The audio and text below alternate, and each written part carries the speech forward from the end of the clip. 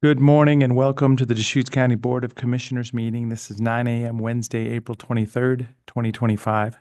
First item on the agenda is Pledge of Allegiance. Please join me. Pledge allegiance to the flag of the United States of America and to the republic for which it stands, one nation, under God, indivisible, with liberty and justice for all. Next item on the agenda is citizen input, Mr. Ron Bozell, and then we do have a public hearing for Ms. Powell today, so that'll be during that public hearing. Good morning, Commission, everyone. I am Ron Bozell. I live in Bend and Deschutes County and have for 35 years this year. I do want to talk about the diversity access issue, the committee issue again. I think there was still a lot of conversation in front of us on this subject. Some of it with you, some of it with the people I talk to every day as I go through my path.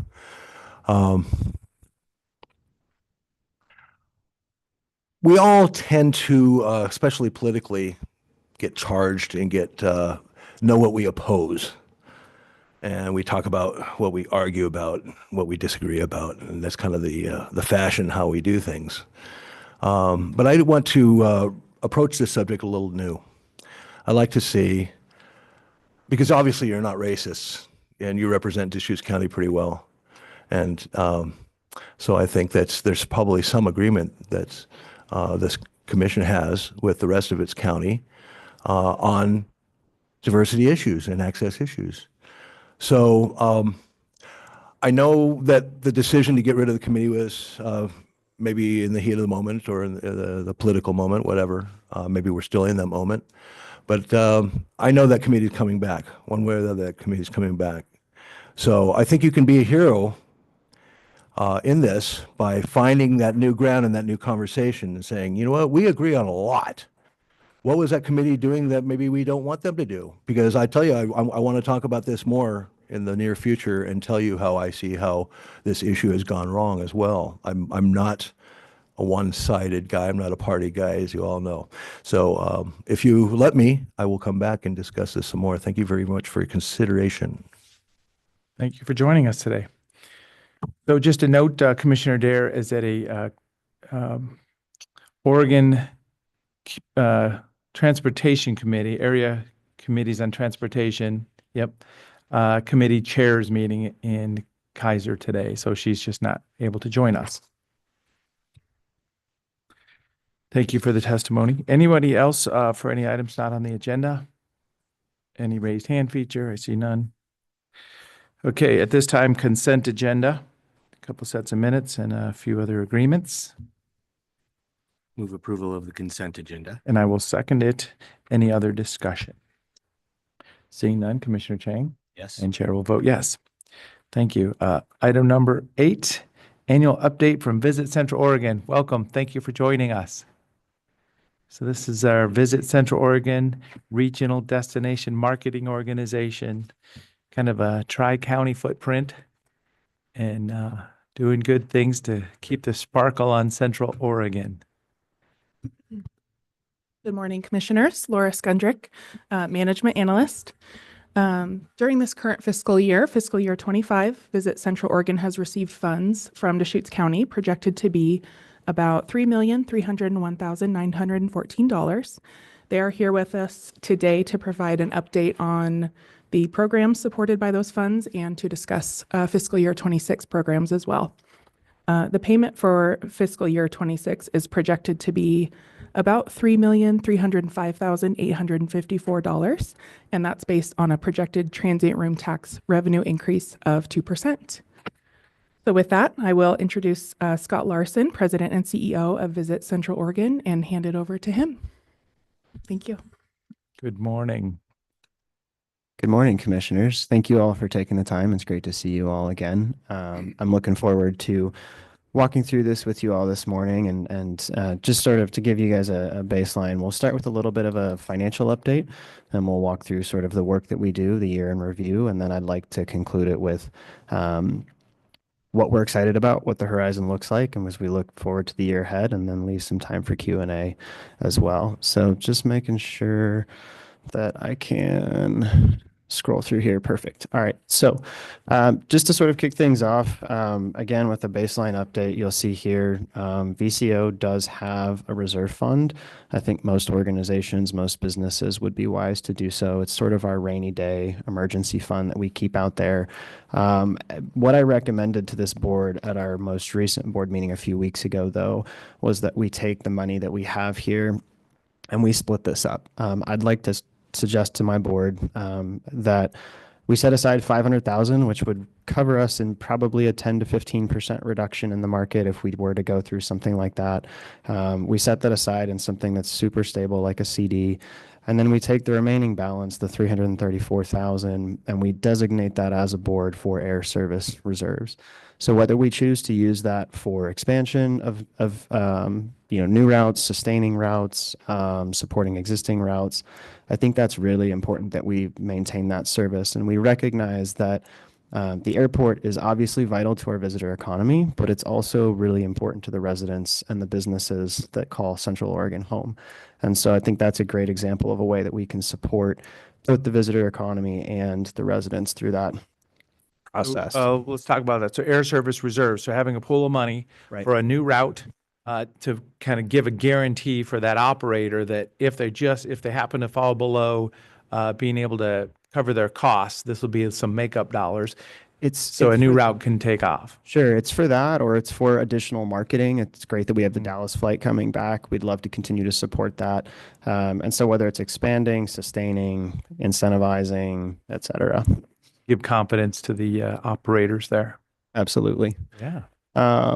Scrolling down, just looking ahead at what we've got projected for the FY26 budget.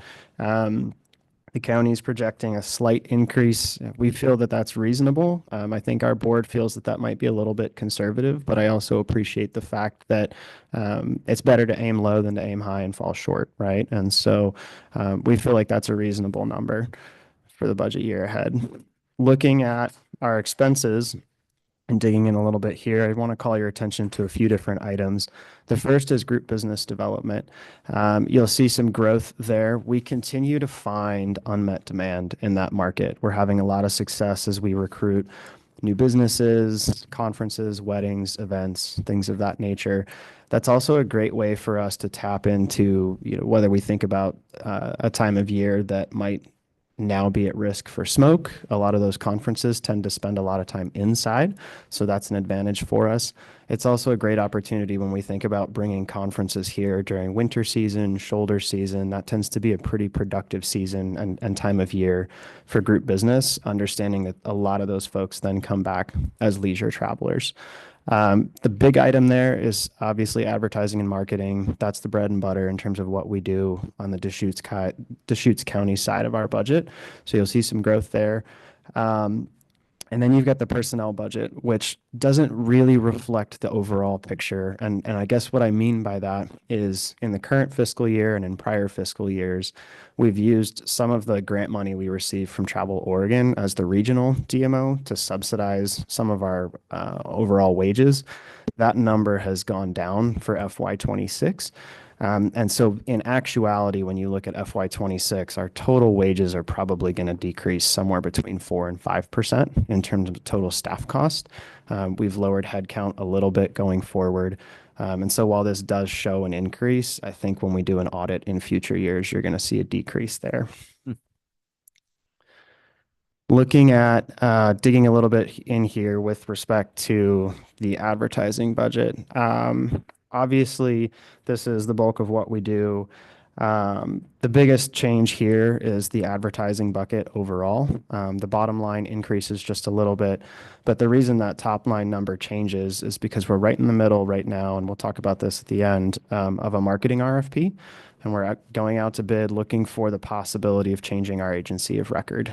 And so this scenario reflects the outcome where we would select one agency to do all of the things. A lot of the areas where you'll see reductions is really just rolled up into that top line number.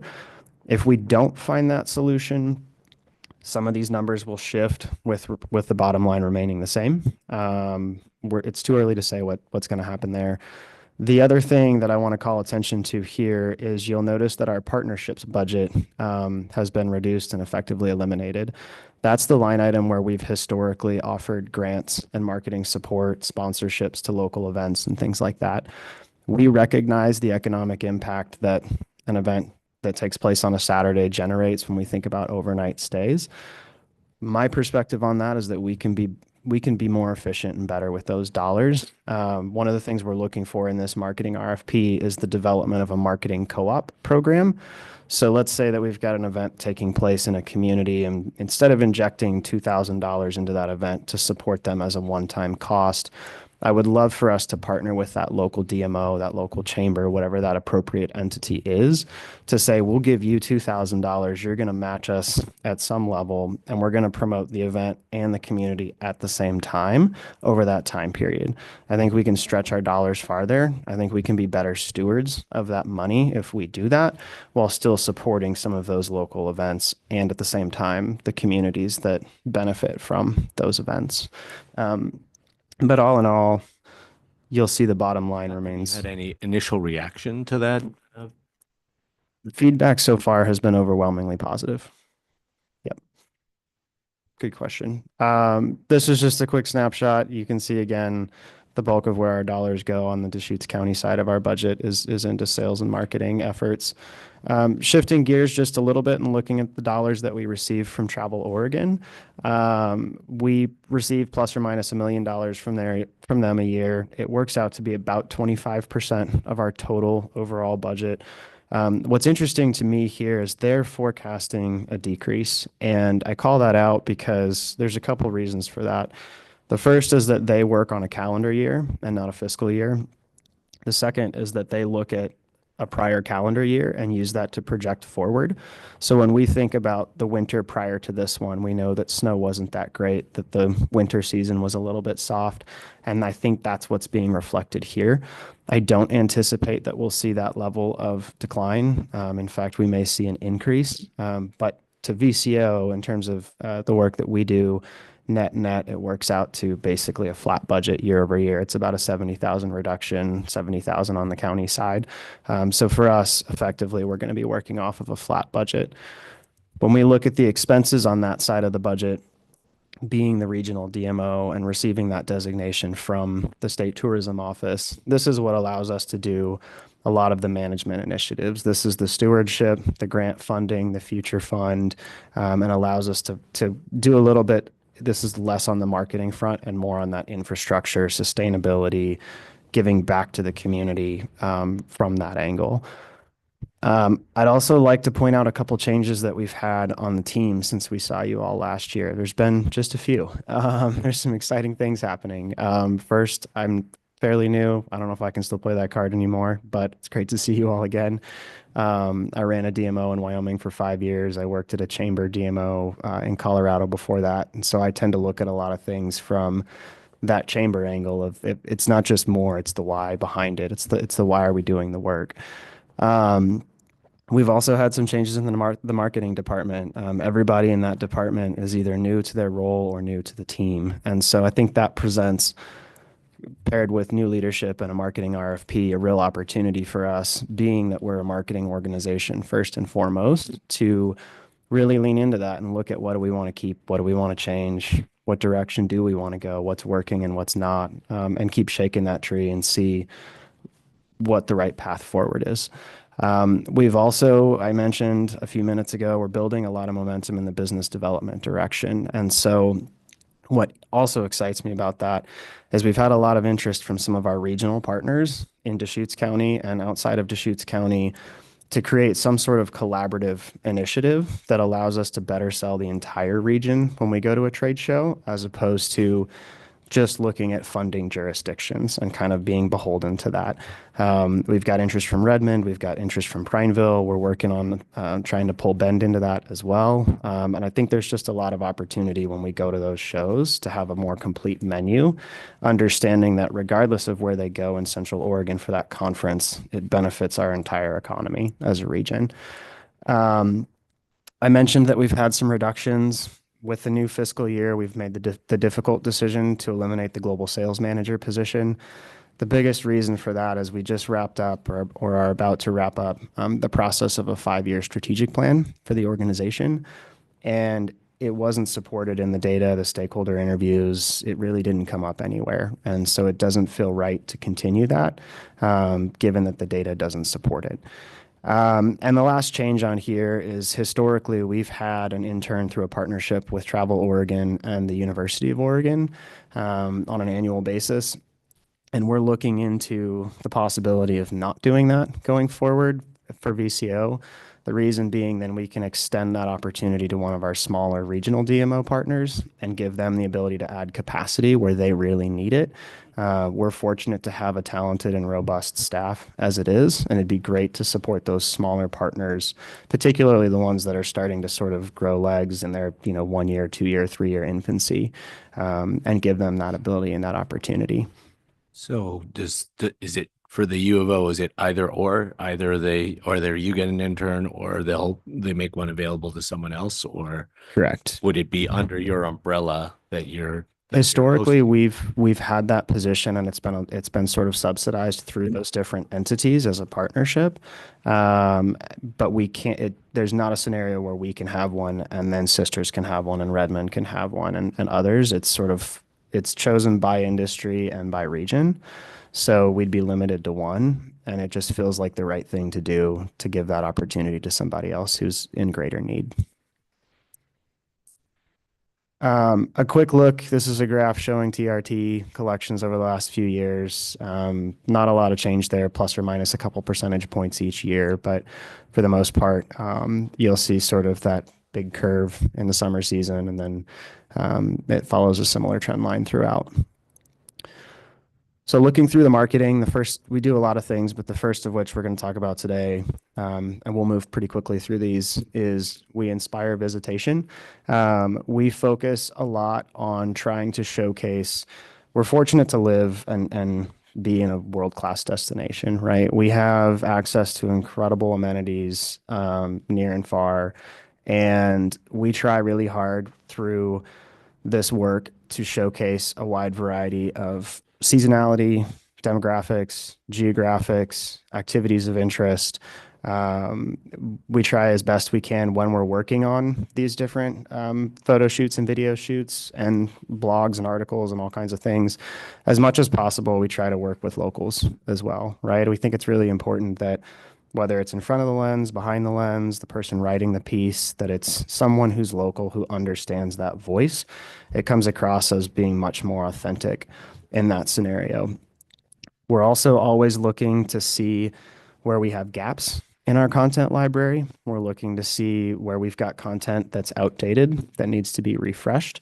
And so we're always looking for, again, throughout the entire region, seasons, activities, demographics, areas of interest. We're always trying to expand and make sure that we've got the right content to put in front of the right traveler at the right time so that they'll convert and plan a trip. We talked a little bit about flights earlier. I think this is a really important investment for us. It's important that we continue to support our air service. We run a lot of marketing that's targeted towards our fly markets. And I think one of the things that I'd like to point out here too is that these fly markets tend to have a higher value traveler. What I love about that is obviously when you compare a San Francisco traveler or a Seattle traveler versus Portland, Phoenix, whomever, they may not visit 3 times during the year, but they might visit once and stay longer and spend more money and have a greater economic impact. And when I think about, going back to my chamber lens here for a second, it's not always about more visitors, more. It's about how do we have a greater economic impact through travel and tourism. And so if we can attract those higher dollar travelers, we can still benefit from that economic piece, but then also stress our infrastructure less. We can stress local resources less. And so I think that that's a great angle for us to continue to focus on as we try and target more travelers from these flight markets. flying back from Denver about a month ago, just talking to the folks next to me in the seats, and they were a whole family from Connecticut, 3 generations coming for the winter for the snow activities. I was like, oh, there it is. You know, that's the tourism we want to see. They're flying all the way across the country, and they were so excited to get to Central Oregon. I love it. Mm-hmm. Really quick, we've got a slide here on the website. I'm going to try not to share metrics with you guys today because we could do that until we're blue in the face. But website is really, website and visitor's guide are sort of your 2 key pieces in this industry. Those are your main courses. All the other work that you do is sort of the side dish and the appetizer to that main course. We're always trying to get people back to the website. Everything we do is data driven. I mentioned data with respect to the strategic plan. Everything is always guided and driven and influenced by those data decisions. It's important that we've got a solid foundation and direction, and we're following that as our guide and our roadmap. Otherwise, I think we end up being subjected to sort of what's the flavor of the week and what do we think we should be focused on. But the answer is almost always in the data. So we try as much as possible to lean into that. Digital advertising is where we spend a lot of our marketing dollars. We're looking to diversify that going forward as we lean into this marketing RFP process. From a creative and graphic design standpoint, we're going to continue with the Find Your Center campaign going forward is sort of our general thought.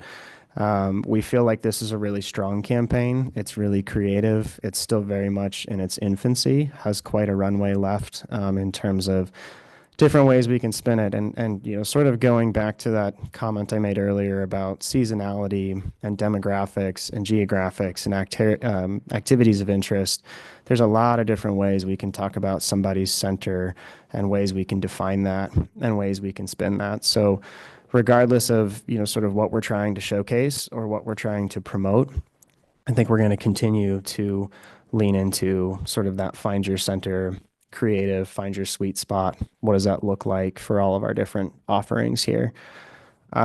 We do a little bit of print advertising. It's pretty minimal compared to our digital scope. But with that being said, we're always making sure that the print advertising that we do is focused on those target demographics and those target markets.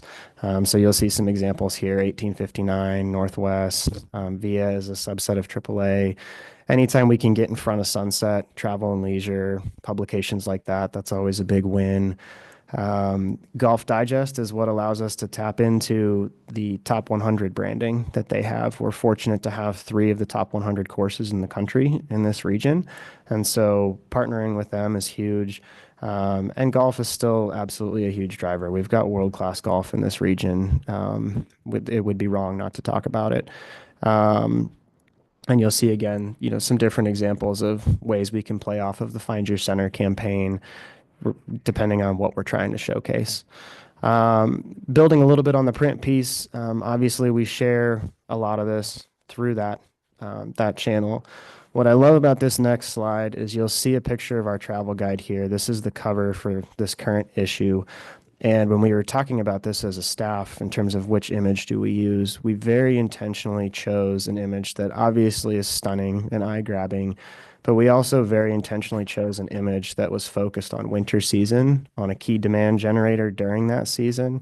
And then we were fortunate to have the opportunity to run an ad on the full page ad on the inside of the cover for the state travel guide for Travel Oregon. And we chose this same image to try and create that brand connectivity back and forth, knowing that we can then, we're not duplicating, but we can collaborate, we can align, we can build off of that momentum that they have and their reach to use this image and then tie it back to this guide and tie it back to our website in terms of the work that we do. We distribute about 100,000 of these annually, so you'll find them throughout the region. You'll find them throughout the communities within the region. We try and get those in front of as many people as possible. We also do a couple of other smaller print guides that have lower distribution numbers, but I think are equally important for us. This is the weddings guide. We take this to trade shows. We send this out when folks request information on planning a wedding in Central Oregon. We've got phenomenal venues. We've got phenomenal facilities. It's certainly something that we should continue to highlight. Similarly, you've got the meeting and event guide. when we go to trade shows and we go on the road to try and sell Oregon as a meetings, conventions, destination, this is a really great resource for those planners as well. And then thinking about food, we also have sort of a food and dining guide that we're able to distribute that highlights some of the amazing cuisine that we have both in Bend and throughout the region. And then Dark Sky is a newer one for us. You're probably going to hear us talk about this a lot going forward. It's, it's sort of for a long time in this industry, I think dark skies were sort of a satisfier and not a driver with respect to tourism. And it's starting to round the corner and be a little bit more of a driver. It's starting to be a little bit more of a demand generator. It's really popular with international travelers and those who come from big metro areas because of the light pollution. But where we're also building momentum here, you're starting to see some of these communities that are international dark skies certified in Central Oregon. You've got observatories here. You've also got some other pockets outside of Central Oregon, but still within the state that are receiving that designation. You've got a dark sky sanctuary in Southern Oregon. And so I think there's a lot of momentum that's really continuing to build in this direction. The other thing that I maybe selfishly love about dark skies is that it inherently happens at night, which means you need a place to stay. You need a place to get dinner. You need a place to get breakfast. You have to spend money almost by default. So it's a great way to support it, to tie it back to the community. And then just getting into a little bit more of the marketing weeds here. We've got a lot of different channels that we own internally, which basically means we control these lists and things like that. We've got a really healthy email list. We've been in sort of a lead generation phase for a little while. And what I've tasked the team with doing recently is cleaning up that list. Let's figure out who's engaged and who's not. Let's segment it. Let's figure out how we can personalize it, and let's figure out how we can leverage it more. So in addition to sending emails out, we're figuring out how we can tie that into other channels. We send an industry newsletter, we send a foodie newsletter, we send a golf newsletter, and I think we send sort of a broad-based general newsletter. We also offer opportunities for some of our partners to participate in these. So you'll see at times in our newsletters where we've sold banner space and things like that to some of our partners. We also have a pretty heavy public relations presence and leaning into that. This is a little bit of a different tactic from your traditional paid media in that you're not really buying placement. You're working with journalists and travel writers. Think about somebody for the Wall Street Journal, for example, or the New York Times, to say, hey, you write a lot about food. We've got some great food here. Would you like to come out and, experience our food? We'd be happy to put you up. Please write a story. It ends up being more work on the front end, but it ends up being cheaper on the back end in terms of comparing that to buying an ad in Travel and Leisure, for example. So we host FAMs. Those are familiarization tours. I apologize for the lingo. That's where we host people. We tour them around the region and show them all the things that we have. Dark skies and a lot of this stuff. I mentioned that it's a growing area of interest. And then business development, I'm going to breeze through this. You'll see some photos and some investments that we've made in this area in terms of getting the content that we need to promote group business. And then we've got a quick slide here that breaks down what we've seen in terms of actualized group, which is what's actually taken place, confirmed group, which has been locked in but hasn't been spent yet, and prospective, which means we've pitched it, we've bid on it, we're still waiting to see if we're going to win that business. But this continues to be a real area of opportunity and also where we're seeing a lot of momentum building. Scott, Yes, sir. coming out of the pandemic, I kept hearing that this was one of the slowest areas to kind of rebuild. Mm-hmm.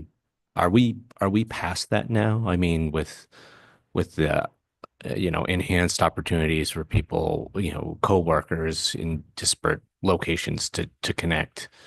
I mean, are people still are starting to regain their appreciation for gathering, in person with colleagues and doing things? We're definitely seeing that. And I think one of the resurgences or things we didn't necessarily see as often pre-pandemic is we're seeing because we saw this big influx of, or we saw this big rise of remote work, we're seeing folks who are taking more of an effort to say, hey, I'm going to take this remote team in my organization, and we're going to do an offsite retreat with those 5 people, 10 people, which is not something we saw a lot of pre-pandemic. So we're seeing a little bit of that. And we're also just sort of seeing, I'm sure everybody's familiar with Zoom fatigue. We're seeing a little bit of that too, in terms of people who are hungry for connection and are excited to get back together in person. And so we are seeing some of that come back. That's really interesting that that there's actually kind of fully remote remote work organizations that are, you know, trying to figure out how to weave in those in-person opportunities as well. Yeah, it's an interesting shift for sure. Shifting gears a little bit and talking about sort of the money that we received from Travel Oregon, we wouldn't be able to do a lot of this work without our partners. And so whether that's, you know, current or existing events that we're supporting, we're able to give a lot of money back, and we're able to cover a lot of ground. I think we're able to leverage a lot of that money from Travel Oregon as well because of our relationship with Deschutes County. We can carry those dollars farther. What we're working on right now, pretty heavily within that side of the budget. Last fall, we sent out a survey through that partnership to get feedback from all over the region, the 3.5 counties that we serve. I'm not going to read the respondent profile to you guys, but to figure out sort of what do they see as their needs coming forward, right? What are their immediate needs in the next 1, 2, 3, 4, 5 years? And you'll see those ranked on here, but a lot of it is sustainability. A lot of it is around visitor management, and a lot of it is around grants and funding and needs and infrastructure and things like that. And so, as I sort of mentioned at the beginning, this is our opportunity to leverage some of those dollars for marketing, but also leverage some of those dollars for grant funding and giving those TRT dollars back into the communities that we serve. The other thing that's important to note on this slide is Travel Oregon is right in the middle of a 10-year, decade-long strategic planning and visioning process, and they essentially boil things down to those 4 E's that you can see labeled there. And so in drafting our 5-year strategic plan at VCO, what we tried to do is align different brand pillars that we have with those 4 E's in a way that ladders up to those, but also ladders down to the constituents and the stakeholders that we have here locally. And again, the goal was never to duplicate, but to sort of align and leverage and figure out where we can collaborate and where we can cross over. We also just wrapped up and are starting the project phase for the Central Oregon Destination Management Studio workshops, which was a 1+ year long initiative that was led by Christine on our team to pull together a lot of our regional stakeholders. We found a lot of silos that had come out of the last 5 years. And so breaking some of those down, bringing folks back together. The steering committee is comprised of a bunch of people from all over the region to sort of collectively figure out where are our challenges and where can we tackle those together. And so through that process, we're able to use some of that money from Travel Oregon as part of the RDMO designation, as well as some grant funding directly from Travel Oregon. They're going to match us with that investment. And we've sort of identified these 3 key projects. You'll see the Central Oregon Music Trail, which ties into sort of that arts and culture element that we have here. You'll see support for rural outdoor recreation projects, again, dark sky, and then also support for high use outdoor recreation with respect to infrastructure investments, because we acknowledge that that's a pain point and a pressure point for a lot of folks. Looking at the future fund really fast, we just wrapped up this year's cycle. Just a few weeks ago, we announced those awards in terms of who receives money this year. We were able to give out $280,000 this year, which I recognize is not the largest number we've ever been able to award, but it is still a pretty healthy investment back into our nonprofits in this community. For context, we had about 20 applications and we had close to $900,000 worth of requests. So it's very clear that there's desire, there's demand, there's need for those projects. For those who are interested, we've listed some of those examples, but they span across the region, from Central Oregon to out towards Prineville and some others who are outside the county. You can see some pictures of some projects here. And then just to sort of recap, over the last few years since this project was initiated, we've given away, I think it's 1.8 or $1.9 million in TRT that goes back into the local community. And I really believe that's incredibly important. There's a perception that all we do is marketing and visitors take and take and take, and making sure that we continue to try and funnel what we can back into our communities that we serve is really, really important to us. So you can see a little bit more information on that there. I think a lot of this stuff goes without saying. We're data driven. We're always trying to figure out what the best ROI is on these dollars. We don't ever take this for granted. We don't ever just run campaigns for the sake of running campaigns. We're strategic. We're intentional. And we're collaborative. We're trying to pull in as many community partners as we can. And I think you all are probably familiar with some of the Dean Runyon economic impact data as well that I shared at SLED a few weeks ago. But 10,000 plus jobs, over $1 billion in visitor spending. It's vital to Central Oregon's economy in terms of the work that we do and the impact that it has. Really quick, before I would open it up for questions, I just want to share, looking forward, some of the stuff that I've touched on this morning that I'm really excited about as we look forward as an organization and as a region. The first thing on that list is the multi-year strategic plan, which I know all of you have had the opportunity at some level to participate in the formation of. I'm really excited about that because I think it was missing when I was hired. It's something that's really critical in terms of guiding the work that we do, guiding the organization. We need to have some sort of North Star. We need to know what we're shooting at. And so it gives us that direction. It's board driven. It's very much designed to be strategy. It's designed to be outcome oriented. It's not designed to be tactical, right? It's designed to say, this is what we're trying to do, and then to turn that over to the CEO and the team to figure out how we get there from a tactics standpoint. That allows the board to be nimble with respect to changing market conditions and strategies and what sort of outcomes we're shooting for. The other thing that I think is important here to note, and that I'm also really excited about, as we think about guidelines and roadmaps, with any plan, in order for it to be successful, we're going to have goals, we're going to have KPIs that are very clear, black and white, measurable on an annual basis. We'll be able to share those with this group. Year over year, we'll be able to figure out where we won, where we lost, what we learned, where we missed the opportunity. And I think that's really important when we zoom out 3, 4, 5 years, we've got to be able to look back and say, how did we move the needle? Where did we go? How did we do that? But I also think it's really important from an accountability and a transparency point of view that we don't ever assume that this is going to take place. We don't ever want to assume that we're just going to be given this money and we're just going to go do campaigns and that's that. I think it's important for us to show that accountability to this commission on what we're doing with those dollars, that we're being good stewards of those dollars, and why that matters. The second item on here, I mentioned the marketing RFP. We're right in the middle of that. It's probably too early to say what the outcome is going to look like. We're still reviewing all of our candidates, but the bar is really high, as it should be for a market like this.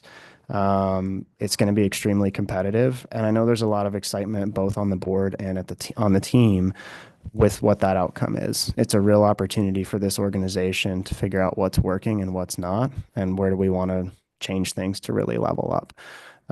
So I'm really excited about that. We should hopefully have a decision here in the next month or so on that one. You anticipate, do you anticipate that the marketing firm selected to be local?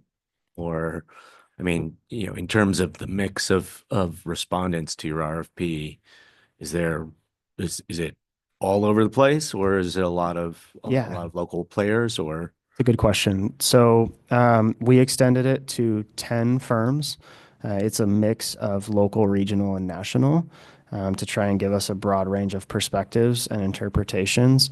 Where we're really leaning into the local piece is making sure that whoever we select, regardless of whether or not they're local or national, making sure that they're prioritizing working with local content creators, because I think if we don't do that, we're going to lose our local voice and that authenticity. So it's a good mix of local, regional, national. I don't know yet where we're going to land. We would love for it to be somebody local, but I also think that we need to keep in mind and be open to the fact that as a marketing organization, we need to find the best and brightest. We need to make sure that, you know, this organization's goal is to grow lodging tax, because that grows that total pie, that goes to the general fund, that benefits everybody in the region. And if that's the goal at the end of the day, we need to make sure that we have whoever the best and brightest is in that department. So, But we are talking about, I mean, over $1 million contract a year. mhm. Yeah, Good. Yeah, but a lot of things to balance, but sure. I understand. The third item on here, shoulder and winter season emphasis. We're going to double and triple down on trying to make sure we're growing shoulder and winter season, to the tune of you know, thinking about our total marketing budget. We may spend 10 to 15% on summer. We think it's important to maintain that level, but really the opportunity is in shoulder. It's in winter, and we need to make sure we've got a diversified strategy there, right? I mean, when we think about winter, I think we would all probably agree that Mount Bachelor is a huge demand generator, but what does that look like if they don't open until Christmas instead of Thanksgiving? What does that look like in a bad snow year? We've got amazing restaurants and retail that need help in January. It's one of the slowest months of the year for them. So we need to really think about our, you know, our key demand generators and figuring out what does that mix look like. High Desert Museum, Sun River are other great examples of things that are demand generators. They're somewhat season neutral. High Desert Museum's indoors. If it's windy at Mount Bachelor, there's a lot of opportunity there. And we recognize that in extending that summer season into spring, into fall, bolstering winter, we can also do a better job of supporting year-round employment for our residents. And so we see that as an opportunity as well. And then the last piece here is just looking for tighter alignment with the team over at Visit Bend. I think there's a lot of great examples of us already trying to move in that direction. The opportunity is there with Jeff and I being fairly new at the same time. But we're really fortunate in this region to have a strong, talented, supported regional DMO and also have the same in a city DMO at Visit Bend. And the goal is never to duplicate, but if we can figure out where we can align, if we can figure out, okay, you're focused on drive markets, we're going to focus on fly markets. If we can figure out how to make sure that we're chasing things and not fishing in the same pond, that we're aligning and we're collaborating, I think that's going to be beneficial for the region as a whole across the board, irrespective of boundaries. So that's all I've got for you. I hopefully haven't consumed too much of the time this morning, but I'm happy to take any questions from you guys as well. Well, this is our kind of annual get together in preparation for our budget process. I see, you know, Mr. Pfister is here joining us. He's on the budget committee with us. So he's following this. And, you know, thank you for Tom O'Shea for joining us. You're the chair of the board currently. And I saw you taking notes. I bet you have a few comments. Just a couple of things to sort of to reemphasize some of the points that about Commissioner Chang, you asked about post-pandemic. Unfortunately, I was here to experience all of it, work through it. So really what's interesting about what happened during the pandemic was that leisure business actually grew. And that was really caused by people wanting to get out of the city and, you know, and it also expanded the market into more, especially into California, large folks, groups of people coming from Seattle and other areas, to the point where, to some extent, it actually displaced the group business that just went away. You asked where we are today. I would say that, and some of what's happening with convention business today is really not post-pandemic issue. It's just more what's happening with shutdowns and all the other political stuff that's been going on for the past 6 months. Some impact there, especially with government business and people maybe being uncertain about booking meetings, whatever else. Our leisure business is very strong, incredibly strong. So I see this as being a really, really good year. Generally speaking, in a downturn, when it comes to leisure business, it's not so much that occupancy drops, it's that rates drop. People will pay less because you will basically, so therefore, in other words, your taxes drop, but it's not necessarily that people aren't coming here. It's just that they're paying $200 for a room instead of $300 for a room. So that obviously has an impact on the overall funding. So the three areas that I thought there was some really great information used here today, but the three areas that I would really want to focus on with the board would be the grant funding is absolutely important because the pot of money is going to continue to grow, but expenditures should not necessarily grow proportionally. Expenditures are what they are, and then you have annual increases. So in other words, if your lodging tax grows up by 10%, then your overhead should not go up by 10%. It should go up by whatever the market costs for 3 to 5%. So that creates more funding. So therefore, I believe that it was already mentioned, the grant funding is really important. I mean, there are really, I was writing a lot of stuff, but I'll share them with you. Airport, Fairgrounds, Sisters, Newbury Country, which is really Sun River La Pine, really tremendous efforts going on down there and certainly should be available. All of these should have grant funding available to them. And of course, Mount Bachelor being the foundational piece to grow off-season business. Because off-season business growth is required to keep people employed so that they can retain their benefits. We're all doing 95% occupancy in the summer. Everyone's here. We have lots of bicycles. But so basically that off-season element is really, really important. So as I said, that's really the post-pandemic view from my perspective. The question about agency, it's really, whether it's local or national or whatever else, is that it's really where's the source of the growth going to come from? And then finding an agency who has the ability to tap into that market. So that could be local, but also it could be someone who's just really strong in the ski market, and they might be based in Denver, Colorado, because that's really where the growth is going to come from. Because we have great amenities, and then you really leverage those demand generators that we have, because you can never guarantee you're going to have snow, but you can't guarantee that the golf course is going to open in April. You might have snow then, and you could ski and play golf.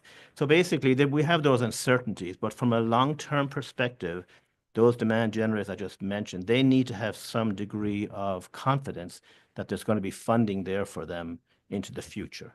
We should certainly promote Sisters. It is part of your brand. And we tried for, 30 years to brand Cova, and it never got any traction. But Bend has tremendous brand traction. Sun River has tremendous brand traction. The fairgrounds are a gem. So we should invest in those amenities. So I would ask that in the future, those funds as they grow, that they go more into those areas that Scott alluded to, especially grant funding of $280,000. Let's make that $1 million. And so that they have continuity and so that we can promote, whether it's the Garlic Festival or the La Pine Rodeo and all those things, because they all bring people here in different capacities, whether they're staying in a hotel, whether they're camping or whatever, but they are impacting the economy and they're creating jobs. So that's where I see, when I came back on the board last year, we have a very good relationship, and John Merriman with Mount Bachelor is exceptional, and Spencer at Juniper Preserve. We really have some great dialogue that goes on, but I see compressing what the organization is all about.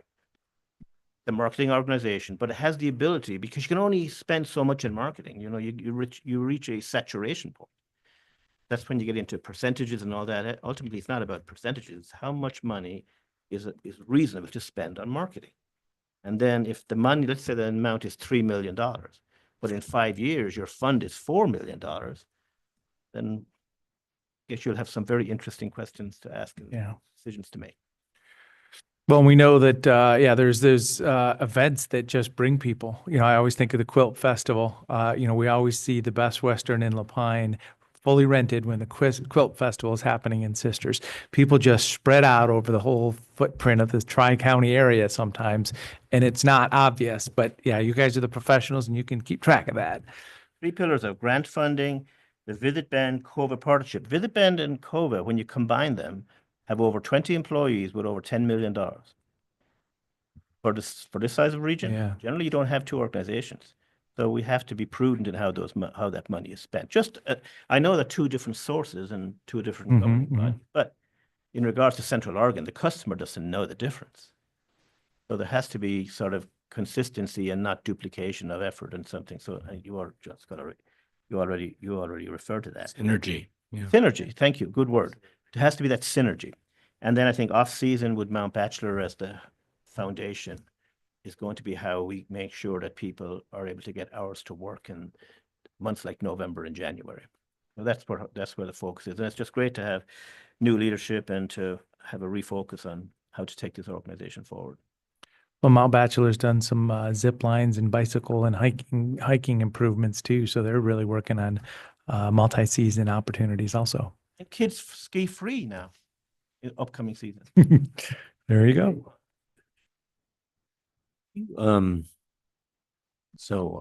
Being a cross country skier, I'm familiar with. I've been up to the Methow Valley and north central Washington a couple times. How big? I mean, that they promote the heck out of their 200-mile trail system up there. How much can that do? Nordic skiers are they're not a huge group, but they really have kind of that's a place that dominates that market. How big of an impact can that be? And because I've always wondered whether we could do something like that. Add to the winter activities that we have here. Right. Yeah, I mean, I don't have the data directly on that, obviously, but I mean, I think when I think about cross country skiing, you're right in that it's sort of a niche group, but at the same time, there's a lot of opportunity. A lot of times those trails can and are shared by snowshoers and fat bikers and a lot of other activities of interest as well. And there's certainly a market for that. There's a demographic that loves that, and it's very different than the downhill ski market and the snowmobiling market. And it's figuring out how we build itineraries and how we build packages and promotions that tap into that, and then figuring out where those customers are and running those campaigns in those markets to really try and tap into that group. I can do a little bit of research and see sort of what that economic impact looks like. I don't know that offhand, but there's certainly a market for it. And it's a little bit more, in my experience, coming from destinations with winter seasons, it tends to be a little bit more insulated too. It's less subject to, is it a powder day? Do we have a 100-inch base? Are there 100-mile-an-hour winds at the top of Mount Bachelor? It's a little bit more insulated. It's got a little bit longer season sometimes. There's opportunity there for sure. Nick? Thank you. Tom, I really appreciate your mentioning the fairgrounds a couple of times. Yes. And I know that Scott, you're really developing a solid relationship with our Fair and Expo director, Jeff Hines, which is great. So I really appreciate that collaboration. Is Visit Central Oregon participating in their process to create a master plan and market analysis going forward? Because I'm not going to divulge anything, but there may be some winter sports there in the future that could be one of those off-season, winter season activities that could help draw more people as well. Just curious, any thoughts on collaboration partnership? Yeah, it's a good question. I was involved in one of the focus groups for their strategic plan. Jeff was also involved in one of the focus groups for our strategic plan. We're looking at trying to figure out, is there a spot for him on our board right now? Everything we can do to sort of cross-pollinate and find those synergies, to use Commissioner Chang's words. I think there's a lot of opportunity there. So it's certainly something that we're looking at. The other thing that's great about the fairgrounds is that you have the indoor facility, right? And so again, it's weather neutral, right? It's great for winter. It's great for smoke season. If we end up in that bucket, there's a lot of opportunity there too. So it's certainly a relationship that we're trying to tighten and build upon, and they continue to grow in terms of being an economic demand generator out there in Redmond. Some of the festivals and things they're putting together are just phenomenal. So Well, and this is Dark Sky Week. We did a proclamation last week, and you're sure bolstering that effort. For Deschutes County, we talk about it in our work plan for our land use associated with, best practices promotion or design guidance, or, what can we do in the rural development world to hold on to those dark sky, the value of it. I know Sun River proper is dark sky, and Sisters is too right now. So it's really a growing focal area for tourism and value, and I appreciate it also. It's pretty cool to see it grow. I think for a long time it was sort of it was not a driver, it was a satisfier. And it was, you get the question of, well, it's dark where I live. Can't I just go outside in my backyard and look up at the sky? But once you've experienced a dark sky community or a dark sky sanctuary, it's just on another level. And it's really, Oregon collectively is really starting to build momentum there. Yeah. And asking people to downshade their outdoor lighting isn't really, It is. shouldn't be. Shouldn't be. It is. I understand. One last question I have is, we see, Tom, you spoke a little bit about kind of, potentially a current economic downturn, not even a future economic downturn, and some of the effects of that. I was just wondering if you could talk a little bit more about what an economic downturn means or does. I know it can be incredibly complicated.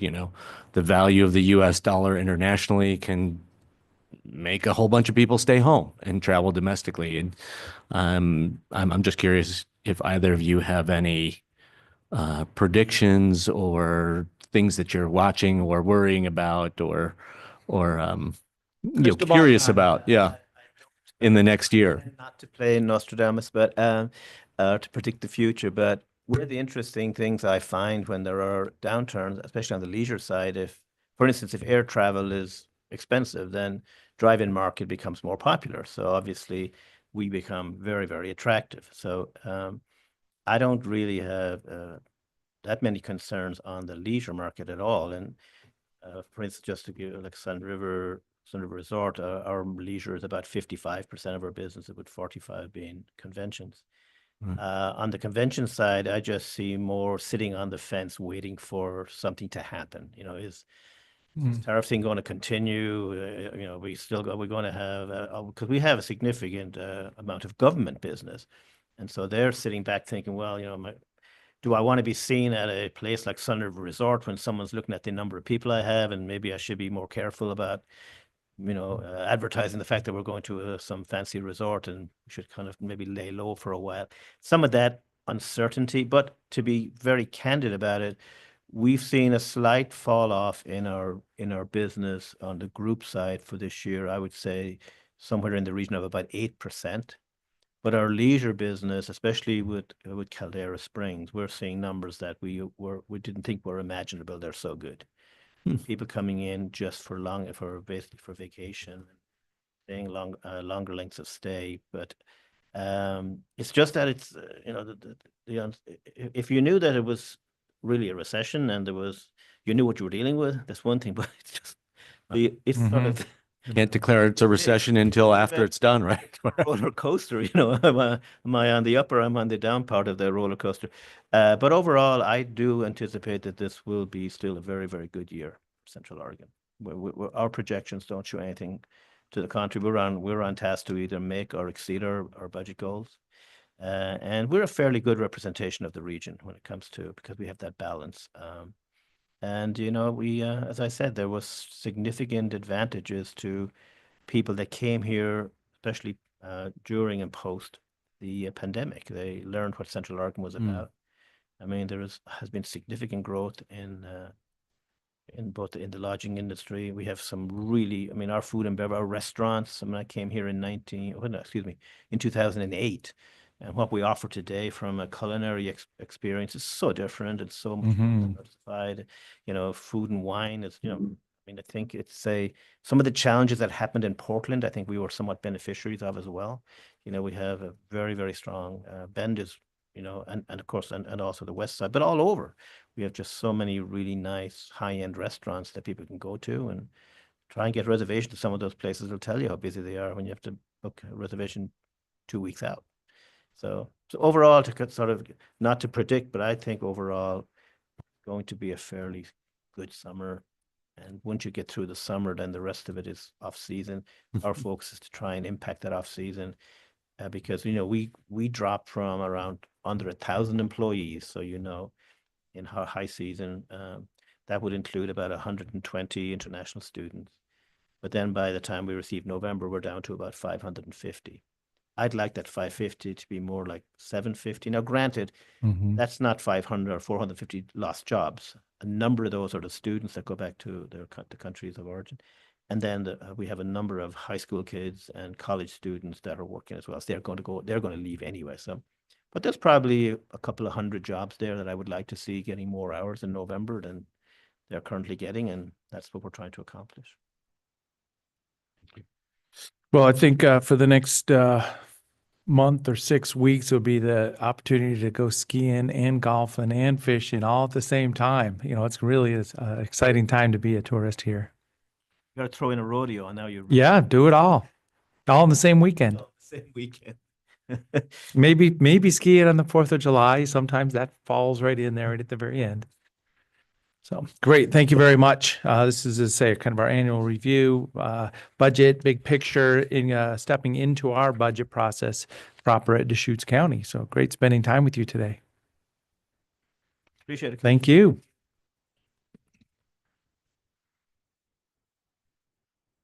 Next item number 9, public hearing. This is for temporary hardship dwelling text amendment.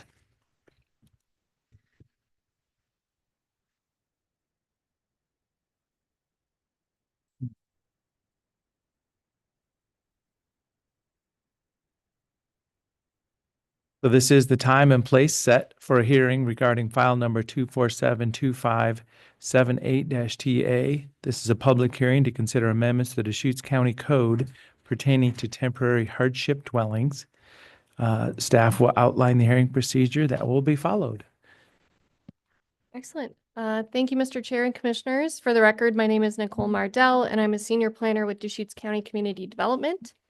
Today, the Board of County Commissioners will take testimony and receive written evidence concerning the proposed temporary hardship dwelling text amendments. Today, the hearing will proceed as follows. First, staff will explain the hearing format and how to testify at today's hearing, followed by a brief presentation. Then the testimony portion of the hearing will begin. If present, agencies or government bodies can provide their testimony with a 10-minute limit, and other interested persons can then provide their testimony at a 3-minute limit per person. The board can choose to eliminate or modify these time limits at any time, and finally, staff will then make any closing comments. I wanted to note that record materials may be viewed at the project website shown here, bit.ly/2578-TA. This is a hybrid hearing with both in-person and remote participation options. Before starting your testimony, please provide your first and last name as well as your mailing address. For in-person participants, if you wish to testify, please fill out a blue sign-up sheet and submit it to the board's executive assistant, Brenda, to the left of the dais. The chair will then call up in-person participants for their testimony. Please be sure to speak into the microphones when you're giving your testimony so it can be picked up on the recording. For our remote participants, if you wish to testify, you must be logged in using the Zoom dial-in option. When the chair asks if anyone would like to testify, you'll need to use the raise hand feature to notify the board. To do this, you'll press the raise hand button on your computer under the reactions tab, or if you called in, dial *9. When it's your turn to provide testimony, you'll be promoted from attendee to panelist. You may experience a brief pause as your status changes, and once you've joined as a panelist, you'll be able to turn on your camera if you'd like to. In addition to oral testimony, if anyone has written testimony to submit, you can hand that to me or submit it to me via email at nicole.mardell@deschutes.org. The chair and staff are responsible for conducting an orderly hearing. Any testimony or behavior which is deemed inappropriate will be addressed and may result in that member of the public being removed from the meeting. Chair, I'll now return to the script and note that the commissioners must disclose conflicts of interest. So does any commissioner have anything to disclose? And if so, please state the nature of same and whether you can proceed. I have nothing to disclose and I can proceed. I have nothing to disclose and I can proceed on this matter. Does anybody, any party wish to challenge any commissioner, member of the hearings body based on conflicts of interest? And I'll acknowledge this is a legislative update kind of for all the people of Deschutes County, so a little different than a specific parcel. So is there any raised hand feature out there? Anybody raised hand? So seeing none, the hearing is now open. Staff will proceed with a brief staff report. Nicole, thank you. So as I mentioned, my name is Nicole Mardell, Senior Planner with Deschutes County Community Development, and I'll give a little bit of background on today's proposed text amendment.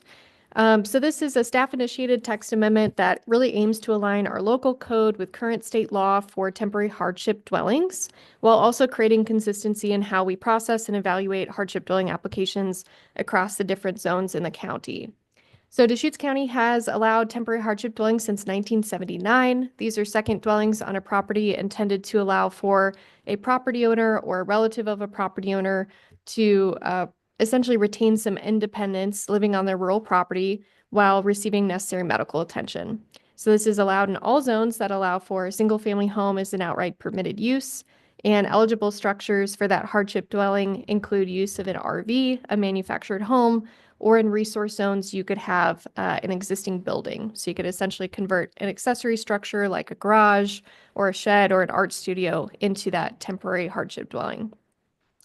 Some of the notable updates to the code that we're proposing, we're adding eligibility for those that are aged. This comes from the state statute. So it allows in statute for aged or infirmed. This essentially is a situation in which someone might not have a diagnosed medical condition, but they need some medical assistance to address some of the challenges that come with getting older. So that's some slight flexibility we're proposing to add to be consistent with state regulations. We're also proposing to revise our renewal requirements to allow a medical practitioner's note rather than a doctor's note. This just allows for more flexibility from primary care providers, such as a nurse practitioner or a physician's assistant. And we're also proposing to revise the renewal timeline from every 1 year to every 2 years, again, to allow some additional flexibility. I realized at the work session, I didn't mention that part of this comes from some of the information we've learned from code enforcement cases. Some folks who have certain health insurance or are receiving Medicare might only get one doctor's visit per year. So if that doesn't align right when their renewal date is due, they may not have another appointment to be able to go and get that doctor's note. So our code enforcement division is supportive of extending that renewal period from every 1 year to 2 years to allow some flexibility. And that is, again, consistent with state law. We also added a provision to specify that this can be the only second dwelling allowed if you're proposing it. So we do have a few other options for second dwellings in the county. You can have things like a guest house, an ADU, or an RV as a residence. So it makes it kind of explicitly clear in the code that you can only really have one of those items off the menu. You wouldn't be able to have a temporary hardship dwelling and an RV as a residence and a guest house. You only get one of those options. There are a few policy considerations that the board can weigh in on through this process. One of those items relates to the use of existing buildings. So as I mentioned, this is currently allowed in the EFU and forest zones. The current proposal would extend that flexibility to be in unincorporated community zones in the rural commercial zone. Our original proposal extended that flexibility to the RR10 and MUA10 zones, but there is a provision in Oregon Administrative Rule that precludes that. So this updated draft has removed that allowance for the RR10 and MUA10 zone. But otherwise, staff was not able to find any limitation in state law for the unincorporated in community zones or the rural commercial zone. So we're proposing to allow that additional flexibility. The next item relates to how we define an existing building. So the current language uses a fixed date of March 29th, 2017, essentially the last date the code was updated. Can you go back to the last slide, please? So I'm just getting real clear. So rural commercial zones, not rural industrial, because we've had rural industrial also. So rural commercial zones are those existing, just a few of them, existing outpost kind of commercial areas. And I just know of Highway 30, down by Highway 31 and out Burgess Road and Alfalfa. There's just a few of those. So just making sure I'm clear on what we're talking about, rural commercial. That is correct. Yeah, there are just a few properties, and compared to the rural industrial zone, the rural commercial zone currently allows for single-family homes as an outright permitted use. Good question. So yes, as I was saying, we're proposing to change the existing building definition to be slightly more flexible, to have essentially a rolling 2-year time frame based on final inspection date. So as long as the existing building had its final inspection at least 2 years prior to submittal of the temporary hardship dwelling application, it could be considered an existing building.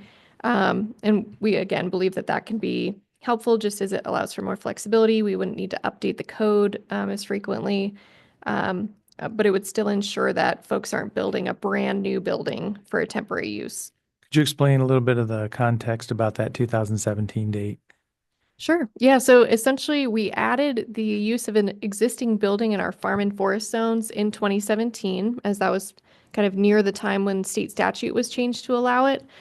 So essentially, I believe the Planning Commission and the board were trying to find the right date to add of when a building is in existence. So that's essentially the effective date of that adopting ordinance. The state law changed. We did an exercise in reviewing that situation, and that date just kind of fell out because that's when the opportunity arose. Correct. Great, thank you. Great. So the next kind of policy choice for the board to consider, we've proposed adding a new limitation to improvements to or modifications to an existing building. We're proposing to limit improvements to just within the existing floor area. So this would allow for minor improvements like wiring for a kitchen, installation of some bathroom facilities, maybe a closet. But these are improvements that could potentially be easily converted back to the accessory use or decommissioned. Kind of the concern that we've heard is if folks are adding, say, a full addition onto an accessory building, at what point does it become a full permanent second dwelling? So that was a suggestion from our building division and code enforcement division. The next item relates to RV requirements. So these currently exist in our code and are more restrictive than state law. They require proof of licensing, road readiness, attachment to the site by quick disconnect utilities, needing to have a bathroom. We're proposing to carry those over and keep those in the code as they have been beneficial and just ensuring, expectations are met and siting of an RV, ensuring that it is a habitable structure or habitable RV, that it's not going to, cause any safety concerns for the property owner and could from the property. We did have a minor edit to that, though. We are proposing to clarify that the bathroom needs to, at minimum, have a sink and a toilet, which is in line with our code for RV as residences. Is there any kind of history about how the definition of bathroom needed to be clarified? Or, that's interesting that I think, yeah, I believe in the RV as residence process, and what we were contemplating with code enforcement and our kind of different divisions when we were drafting this code is just ensuring that the basic hygienic facilities are there. Some RVs might not have a full shower. They might be using, the existing primary dwelling as their shower facility, but making sure that folks have, again, the basic hygienic facilities within their specific living space. Thank you. More precise. Thank you. Yeah. With that, I wanted to note that the Planning Commission had a public hearing for this proposed text amendment on March 13th. We received one written comment generally in support, and one person testified in person generally in support. The commission voted 6-0 to recommend approval of the text amendment package, including all those policy choices. They went with the staff recommendation. With that exclusion of utilizing existing buildings as hardship dwellings in the R10 and MUA10 zone, as I mentioned. So that's been updated in your packet to exclude those items. And with that, I welcome any questions. Questions? I asked all my questions on Monday. So this is a public hearing on the matter, temporary hardship dwelling text amendment. Is there anyone in the room to speak on this matter? Is there anyone with a raised hand feature asking to speak on Zoom? Okay, well, seeing none, I want to thank the Planning Commission for reviewing this and the staff for, really dialing this in. I think of it as, kind of the opportunities as defined by the state, the history of Deschutes County's hardship dwellings opportunity, and, really dialing it in. So with that, this has been a public hearing on the matter. So seeing no other public testimony, I'll close the public hearing on this matter. And now we can discuss. So Commissioner Dare is not with us today. She did talk about being able to watch these. We have 2 public hearings today in the future, but I think we may be able to set some direction to this, or any thoughts? I mean, despite Commissioner Dare not being here, I would be comfortable going right to closing the hearing and going right to deliberations today. And if we want to go that far, I was thinking of closing the hearing and then either setting deliberations or going there. So that's fine. I can support that also. This is an opportunity that, will be utilized, especially for the medical diagnosis of being aged. I mean, it's kind of a funny situation, but I mean, that's important. It's important in today's community and society to be able to offer that as a definition without more overhead. So as I say, yeah, if you're ready to proceed. I mean, I would just say I think that this is that this medical hardship dwelling opportunity is extremely important in our community. And I really appreciate that with these modifications, we are adding additional sideboards to ensure that there's not essentially abuse of this system. To do land use things that our comp plan and state land use law don't intend to have people do. So I would be. So are there any kind of decisions that were laid out there? I'm just thinking through the process of a couple of things you mentioned there. The policy choices that Nicole laid out for us. I mean, I think we could. Yeah. Okay. There. Be happy to comment or vote on each one of those right now. Well, yeah, let's work through it for sure. Yeah. So we can use these slides as presented. So yeah, there we go.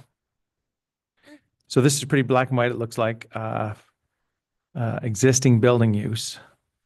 Yes. So again, the proposal is currently these folks can utilize an existing building in EFU or forest zones, and the proposal as drafted by staff is to expand that use to unincorporated communities in the rural commercial zone. So unincorporated communities, Tumalo and Terrebonne. Some of those lots are pretty small, but is there any experience with trying to cite medical hardship on a real small lot in those unincorporated communities? Any thoughts or? That's a good question, Commissioner. Will Groves is behind me, I believe. He's coming up. Yeah, I think, part of it is, if you're placing, an RV or manufactured home, you'd still need to meet setbacks. Same with use of an existing structure that was needed to be built to meet setbacks. So that could be a potential limitation, but Will might have some more perspective on recent approvals. Yes, thank you, Chair, Commissioner, your planning manager, Will Groves, and Nicole's on the right track here. The citing of additional dwellings in any circumstance, certainly medical hardship dwellings, are contingent on meeting setbacks, lot coverage standards, being able to get septic approvals, being able to get appropriate driveway accesses. So to the extent that somebody has a lot that's just physically too small to get this in, it would be prohibited. And it doesn't appear that any additional sideboards are needed. Great. Well, and those checks are already there. So that's exactly what I was thinking. So I can support that. And we're only talking here, I mean, this is medical hardship dwellings using an existing building currently allowed in EFU and forest zones.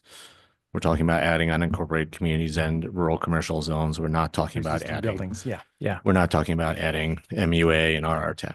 Yep. So I'm supportive can of this support. change. We'll move on to the next item. This relates to how we define existing buildings. So as I mentioned, state law essentially changed. State law does not define existing building. So we added a local definition just to make it abundantly clear when we're reviewing these applications. So at the time when the code was last adopted in 2017, we essentially chose the effective date of the adopting ordinance. So a building would qualify if it were in existence on or before March 29th, 2017. Of course, it's been some time. That would make, buildings about 8 years old now. So staff is proposing to change that to be a rolling date of having received final inspection on the structure at least 2 years prior to the date of your temporary use permit application. And again, that allows for some flexibility, but our building division and coordinated services felt that that still addressed some of their concerns regarding someone building a brand new structure for this temporary use. And the definition of a hardship dwelling, where it's really a bathroom could be in a shop or a garage or an outbuilding or whatever type building. But it's really the kitchen, bedroom, closet is the concept, because going backwards from that is removing the kitchen facility and decommissioning a closet or a bedroom, however that happens. That's correct, Chair. We definitely run into situations where people are decommissioning structures, that something that was authorized for overnight residential use. And, for example, if you're replacing a dwelling, I've got an old house, I'm building a new house, I want to keep the old one in some capacity. We have protocols and requirements for what it means to undwelling something. Mm-hmm. And so that would be required in the cases as these medical hardships come to an end of use. But certainly you could retain the things that you're already allowed to have in a outbuilding, so bathrooms. There certainly would be requirements placed on the property, making it clear that it was no longer authorized for residential use unless and until permits were obtained for a new residential use of that structure. Great. And so I'm supportive of this also. Yeah, and I mean, really important also to emphasize that we are talking about permitted structures. I had concerns that I asked about with, unauthorized accessory dwellings, and whether this could potentially be used as a pathway to legalize those. I'm comfortable with the final, 2 years from final inspection, covering that concern. So I'm supportive of this change as well. Okay, so the next item relates to modification of existing buildings. So as I mentioned, we currently do not have a restriction, and we're proposing to limit modifications to be contained within the existing building floor area.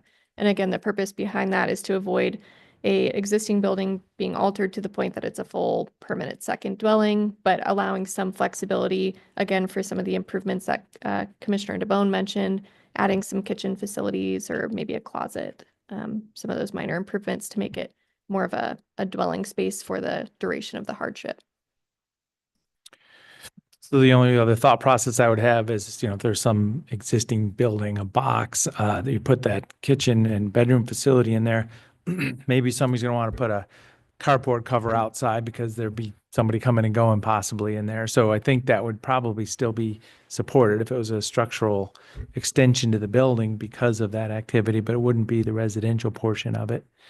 Does that kind of flow? Does that make sense? Yeah, certainly. Like a carport wouldn't expand the usable floor area, Yep, although that's yeah. not a concept in this case. And there's no restriction on the additional residential outbuildings. So, you might want to, you might add a separate garage facility for the benefit of either the inhabitant of this, but, for the enduring use of the property's primary resident. Yep. So yeah, I support that also. Yeah, I'm comfortable with this one.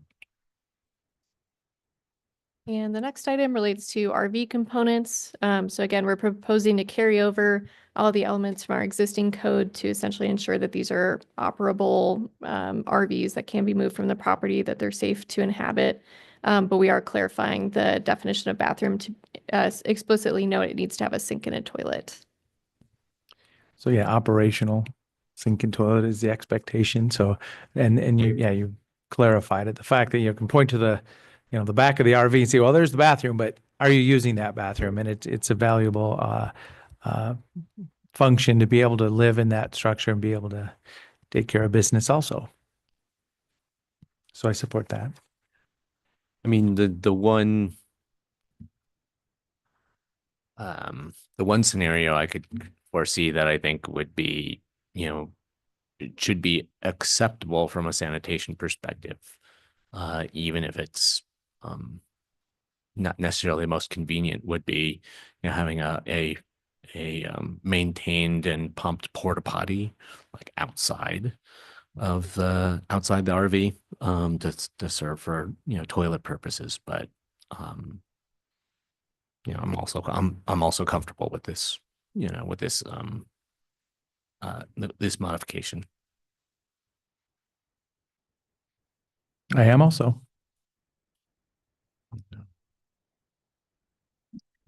Excellent. So it sounds like those are all the policy options that I had listed. So it sounds like there is, board support for moving forward with the text amendment as proposed by staff.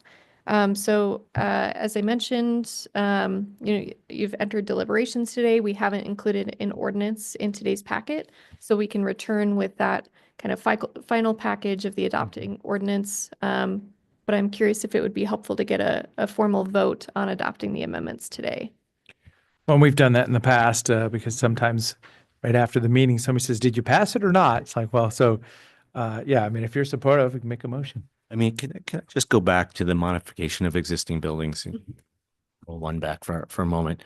And I just wanted to reconfirm that we have a process after the medical hardship is completed, the eligibility for medical hardship is completed. We have a process for decommissioning the modifications that have been made. That's correct. And so this is, going into my 21st year here, and this was something I was trained in back in 2004. It can always be a little bit complicated, as people, want to retain certain facilities, and certainly some people have an eye to returning these to residential use. So, we've struggled over the years to figure out what the right balance is between, not being overly restrictive and correctly restrictive. But at such time as we cease to receive the doctor's notes, we follow up on these, or if we're alerted that the medical hardship's ended, and we ask, removal of kitchen facilities, capping of wiring, sinks need to go. And unless, of course, that they receive other permits. So let's say that this thing could also be an ADU, and they come in and they separately approve it as an ADU. Its residential rights could be reestablished with that. So we do, in fact, require decommissioning, and generally these things stay decommissioned. And at the same time, subsequent owners can be confused about what the lawful use of this may be, even sometimes by the selling agent of the structure, and that they can, without permits, recommission those. Of course, that's unlawful. We get calls from neighbors. It shows up on VRBO. We follow up on them. Right. But we do a physical inspection That's correct. to ensure that these additions or modifications have been decommissioned. Yeah, specifically the electrical wiring decommissioning that requires 220 wiring to be removed from a kitchen area requires an inspection to be lawfully undertaken. And so that's part of the decommissioning process. Somebody puts eyes on it, and if it looks like it's dubious, we hear about it. Thank you. Okay, so Comfortable going to a vote? yeah, if you want to make a motion. So the motion would be, I could prompt the board if you would like with a motion. that would be great if you've got the number at your fingertips. So the motion would be to recommend to approve file number 247-25-00078-TA relating to temporary hardship dwellings. So moved. And seconded. Any other discussion? Seeing none, Commissioner Chang? Yes. And chair votes yes. Thank you very much. So you'll follow up with an ordinance, first reading, second reading, and then to be adopted at some point. Thank you. Thank you so much.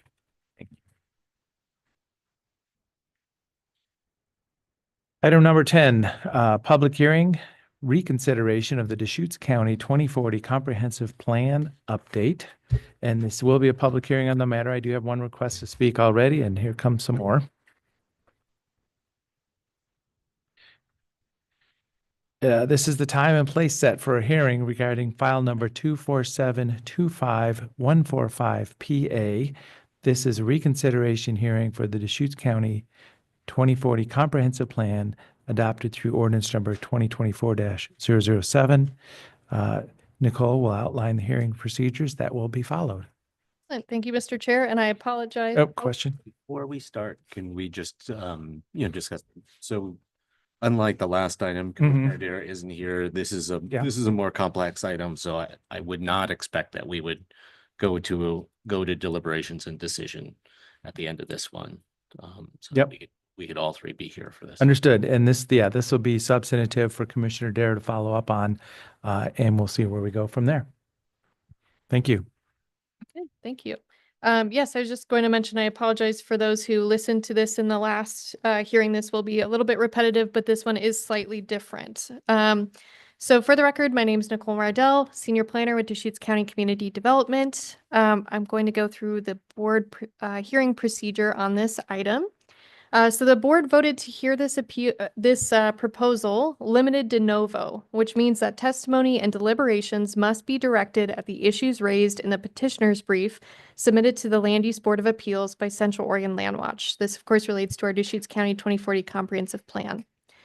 Staff will provide a brief summary of those issues in the petitioner's brief during this presentation, but I also wanted to note there are copies at the side of the room on the table there attached to today's meeting packet and on the project website under application materials as well. Today's hearing will proceed as follows. First, staff will explain the hearing format, followed by a brief presentation. Then the testimony portion of the hearing will begin.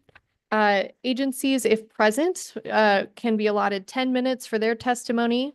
Then interested persons can provide their testimony with a 3-minute time limit per person, and the board can choose to eliminate or modify these time limits at any time. Following testimony, staff can then make any closing comments or address any questions from the commissioners. Record materials may be viewed on the project website shown here, bit.ly/Deschutes 2040 reconsideration. And this is a hybrid public hearing with both in-person and remote participation options. Before starting your testimony, please provide your first and last name as well as your mailing address. For in-person participants, if you wish to testify, please fill out a blue sign-up sheet found on the table to my right and submit it to the board's executive assistant, Brenda, to the left of the dais. The chair will then call up in-person participants for their testimony, and please do be sure to state your first and last name and speak into the microphone so we can pick up your testimony on the recording. For remote participants, if you wish to testify, you must be logged into Zoom. When the chair asks if anyone would like to testify, you will need to use the raise hand feature to notify the board. To do this, press the raise hand button on your computer under the reactions tab, or if you called in, dial *9. When it is your turn to provide testimony, you'll be promoted from attendee to panelist. You may experience a brief pause as your status changes, and once you have joined as a panelist, you will then be able to turn on your camera if you would like to. If you have any written testimony you'd like to submit, please hand that to me. If you're participating remotely, you can submit that to me via email at nicole.mardell@deschutes.org. The chair and staff are responsible for conducting an orderly hearing. Any testimony or behavior which is inappropriate will be addressed and may result in that member of the public being removed from the hearing. Chair, I'll now return to the script and note that the commissioners must disclose conflicts of interest. Does any commissioner have anything to disclose? And if so, please state the nature of same and whether you can proceed. I have nothing to disclose and I can proceed. So I have nothing to disclose and I can proceed also. And I would just acknowledge this is a legislative matter for all people, all properties in Deschutes County. Does any party wish to challenge any commissioner, a member of this hearings body, based on conflicts of interest? Is there anyone online with a raised hand feature? Okay, so seeing none, the hearing is now open. Staff will proceed with the staff report. Excellent. Thank you, Mr. Chair. So just a brief background on how we got to this reconsideration hearing. On October 2nd, 2024, the board adopted Ordinance 2024-007, which was adopting the 2040 Comprehensive Plan update. This is following 2 years of extensive community outreach, land use hearings, and review by both the Planning Commission and the Board of County Commissioners. This was a 2-to-1 vote with Commissioners Adair and DeBone voting in favor and Commissioner Chang voting in opposition. Following adoption, the 2040 plan was appealed to the Oregon Land Use Board of Appeals by Central Oregon Land Watch. And essentially that appeal continued until February when we received the petitioner's brief.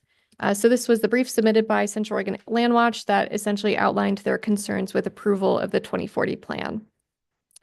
Staff in reviewing the petitioner's brief felt that this brief contained essentially new arguments that weren't fully vetted at the local level.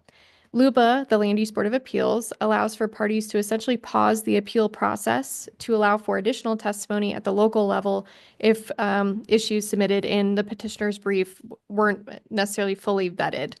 So staff did opt to present that option to the board in March, and the board did choose to essentially initiate the reconsideration hearing process.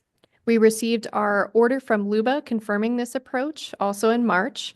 And they did give us 180 days to complete this reconsideration. So we will need to submit a final decision to the Land Use Board of Appeals on this item by September 8th, 2025.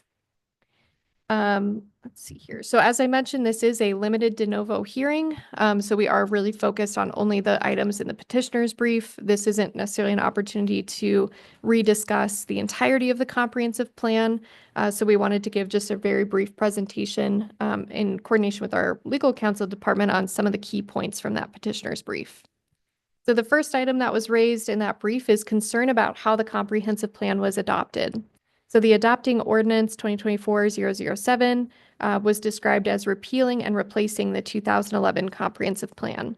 This was intended as drafted by staff to be essentially a more efficient way to adopt the updated document, we were essentially reorganizing the entirety of the document, changing it from what was previously kind of more of an encyclopedia organized in certain sections, whereas the current version is a much more condensed, visually engaging, kind of more user-friendly document organized with chapters similar to the statewide land use goals.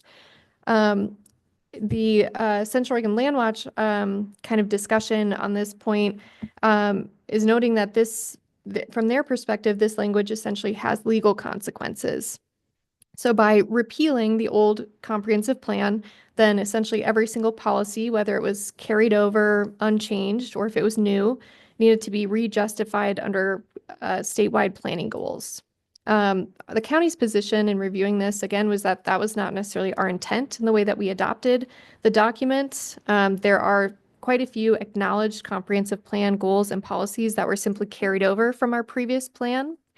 So we wanted to note that through this process, we have included 2 items, one being a redlined version of the 2040 document, essentially showing our homework. So there's highlights in each section showing the background chapter kind of narrative content that was carried over from the 2011 plan.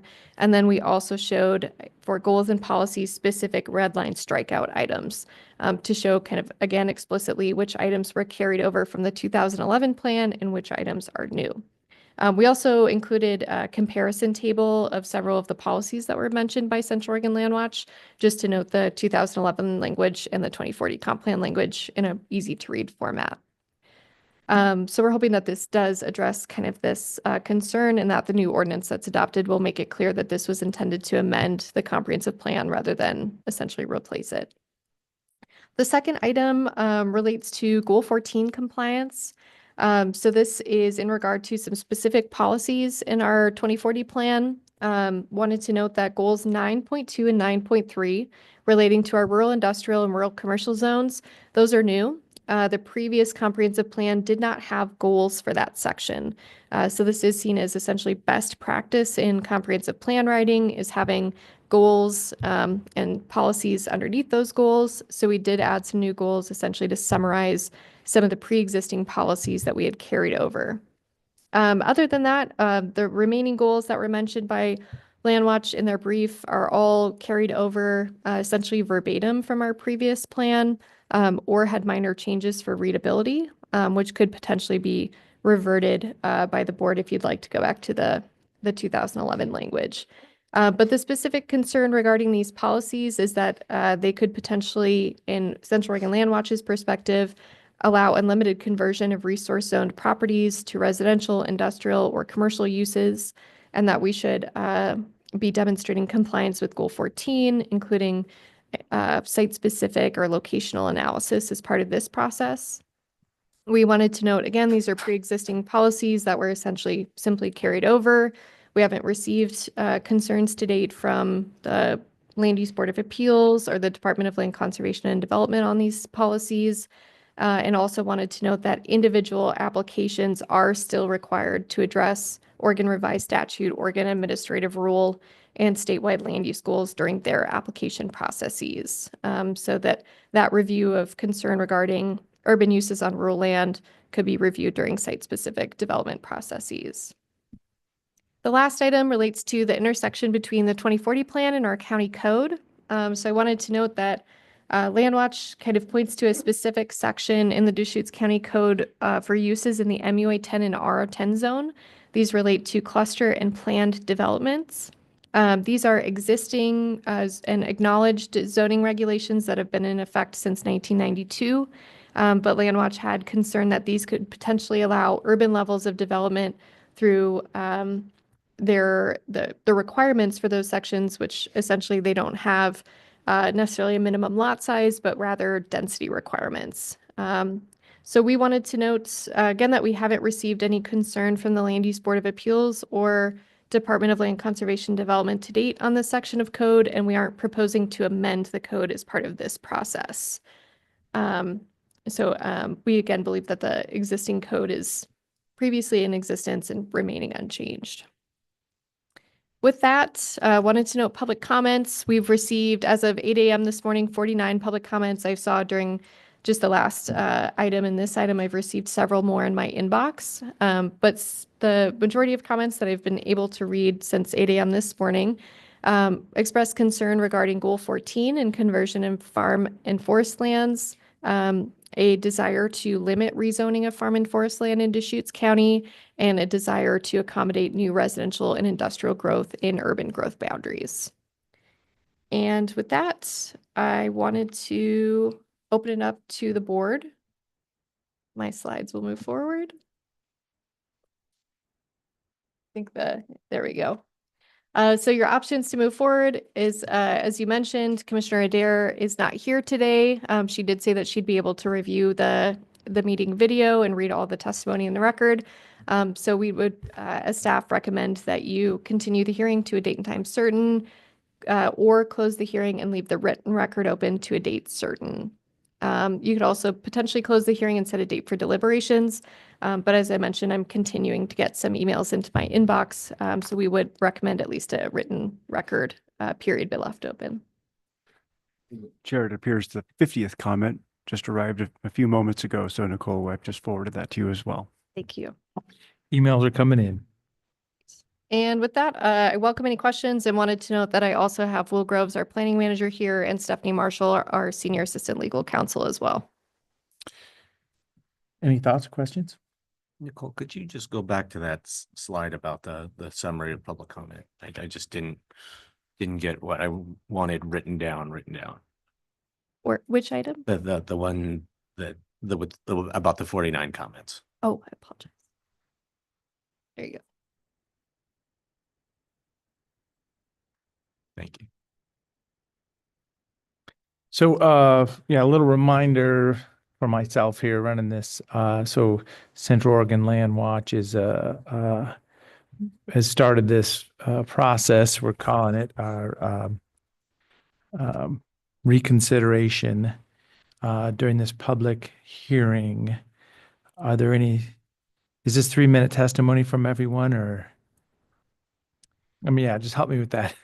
Certainly. Yeah. So this is a little bit different than other, procedures that we've had in the past. So we noted that each party has up to 3 minutes per person. The board could change that at any time.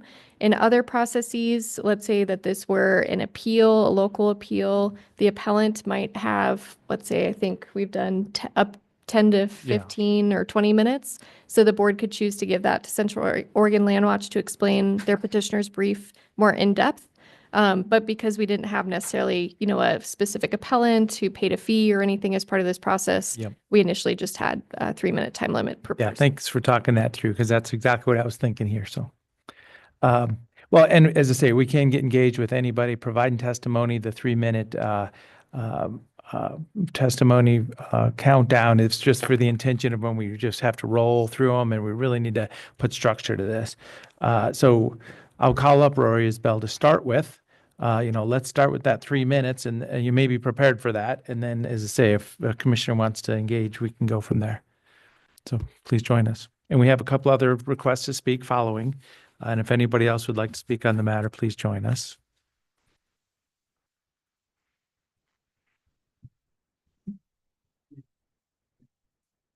Please. And we'll get it to Commissioner Dare also. And as you're handing these out, I'm just curious, do we have a sense of how many people might be online? Oh, yeah, sir. None at this point. Okay. Okay, I just wanted to. Thank you very much for checking on that. Yeah. Thank you for joining us. Yes, thank you. Good morning, Chair DeBone, Commissioner Chang, and Vice Chair Dare when you're listening to this later. For the record, my name's Rory Isbell. I'm a staff attorney with Central Oregon Land Watch. Our address is 2843 Northwest Lolo Drive, Suite 200, Bend, Oregon 97703. So as you're aware, Land Watch has appealed the county's new comprehensive plan to LUBA, and we are pleased that the county has decided to, at least for the time being, withdraw that plan for reconsideration. In our appeal of the plan, we argue that several policies violate Goal 14. As you've just heard from staff, staff's position is that most of our appeal amounts to a collateral attack on prior versions of the county's comprehensive plan. We do disagree with that point. Our appeal is not a collateral attack. Oregon local governments have an ongoing responsibility to, quote, prepare, adopt, amend, and revise comprehensive plans in compliance with the goals. That's ORS 1971752A. The staff report's position that our appeal is a collateral attack really results in an absurd outcome. If there is indeed a lack of compliance with the goals in the county's comprehensive plan, when and how would that noncompliance be addressed? We ask. Under the county's position, that noncompliance could survive in perpetuity, which is an absurd result. To our knowledge, the county submitted the entire new plan to DLCD for acknowledgement. And, I think more importantly, in some ways, the county sought public input on all aspects of the comprehensive plan, all chapters of the former plan, all of the 14 statewide goals applicable to Deschutes County. And I guess we ask, why would the county have sought so much input on the entirety, all of the subject matter of the plan, if it didn't intend to consider amendments to the entire plan, to adopt a new plan and not simply piecemeal edits to the old plan? Several past LUBA and Court of Appeals decisions have found that whether the county's comprehensive plan policies and land use regulations comply with Goal 14 can only be challenged when the county amends its comprehensive plan, and that time is now. Also want to note that the notices that the county sent to DLCD of both its proposal and adoption of the plan amendment pertaining to this comprehensive plan characterize the proposed plan amendment as repealing and replacing the 2011 plan with the 2040 plan. All of the county's notices of public hearings said the same. Even the county's webpage for today's reconsideration process, it describes the scope of the plan update as the full range of planning topics, including housing, farm and forest lands, not some limited scope amending certain policies of the 2011 plan.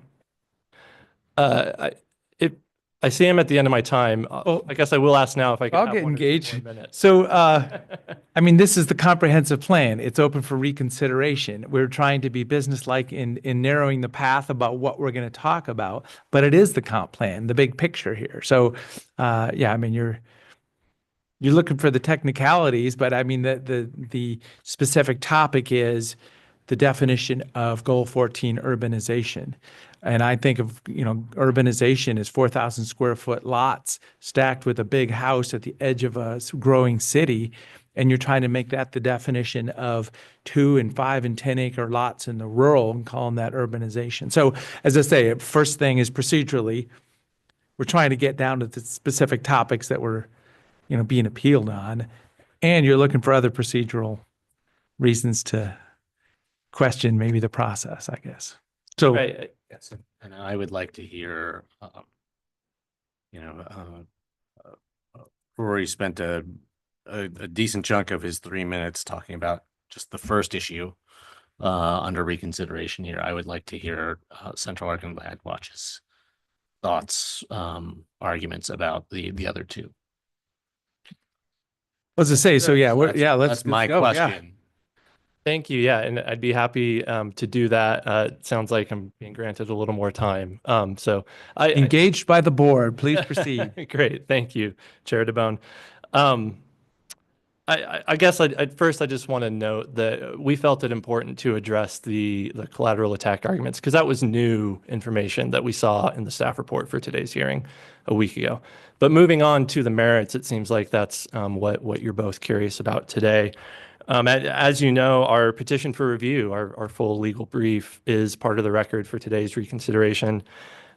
We do believe that the policies contained in the county's new comprehensive plan allow unlimited rezoning of rural farm and forest lands for residential, commercial, industrial use.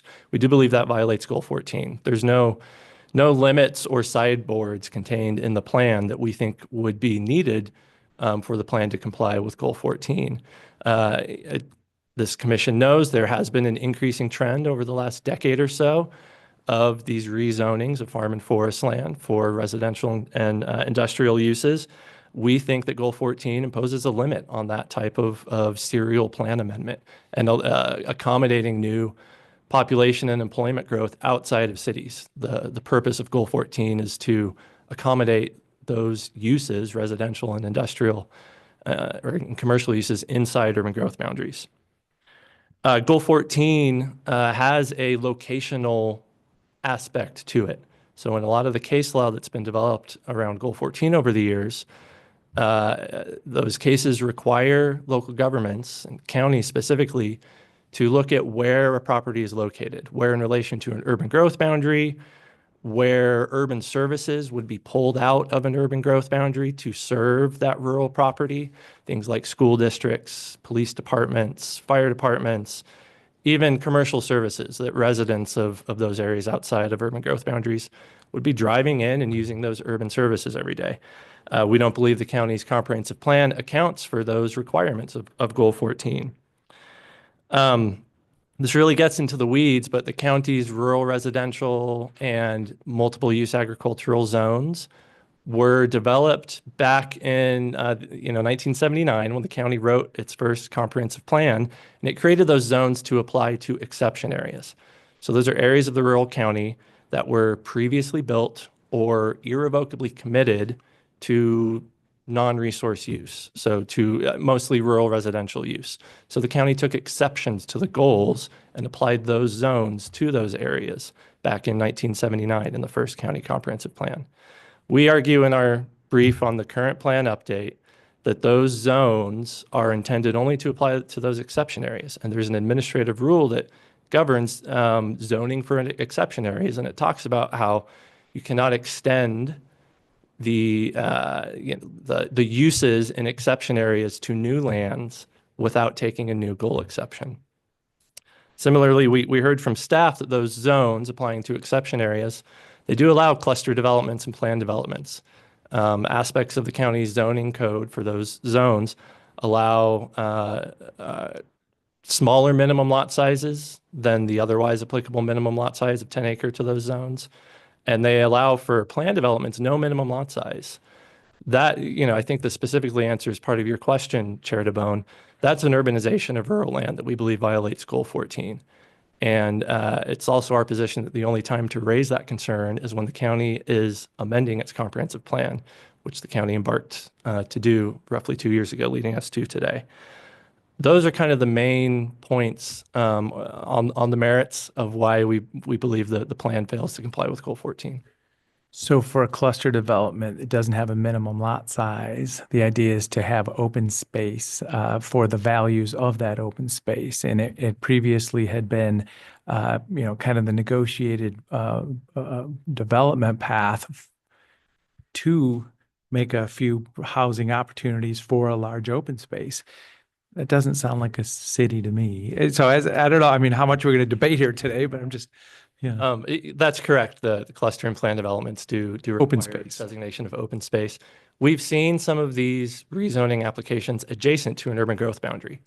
And when you're citing a dozen or so, depending on the size of the property, houses with no minimum lot size outside of an urban growth boundary, that's when those locational factors of Goal 14 come into play. That's essentially an extension of an urban population living outside an urban growth boundary. They're traveling into the UGB to use those urban services, and really frustrating, this is verbiage from the case law, they're frustrating the purpose of an urban growth boundary.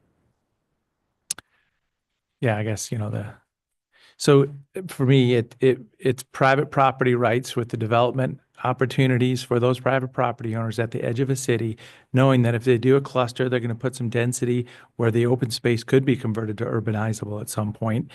And it really, kind of strikes to me to my core to think that a group of people are defining what somebody can do on their land preemptively with their private property. So as I say, that's kind of where I go with that. Yeah, if this is done on very recently rezoned lands, we're talking about property rights that the County Board of Commissioners just gave people. So we're not talking about property rights that people have had for decades. We are talking about new property rights that they have access to based on a rezone decision by the county. Well, so this is you and I speaking now. I mean, I don't see it as the board giving something. It's laid out in code. Somebody applies and either it fits that code black and white or not.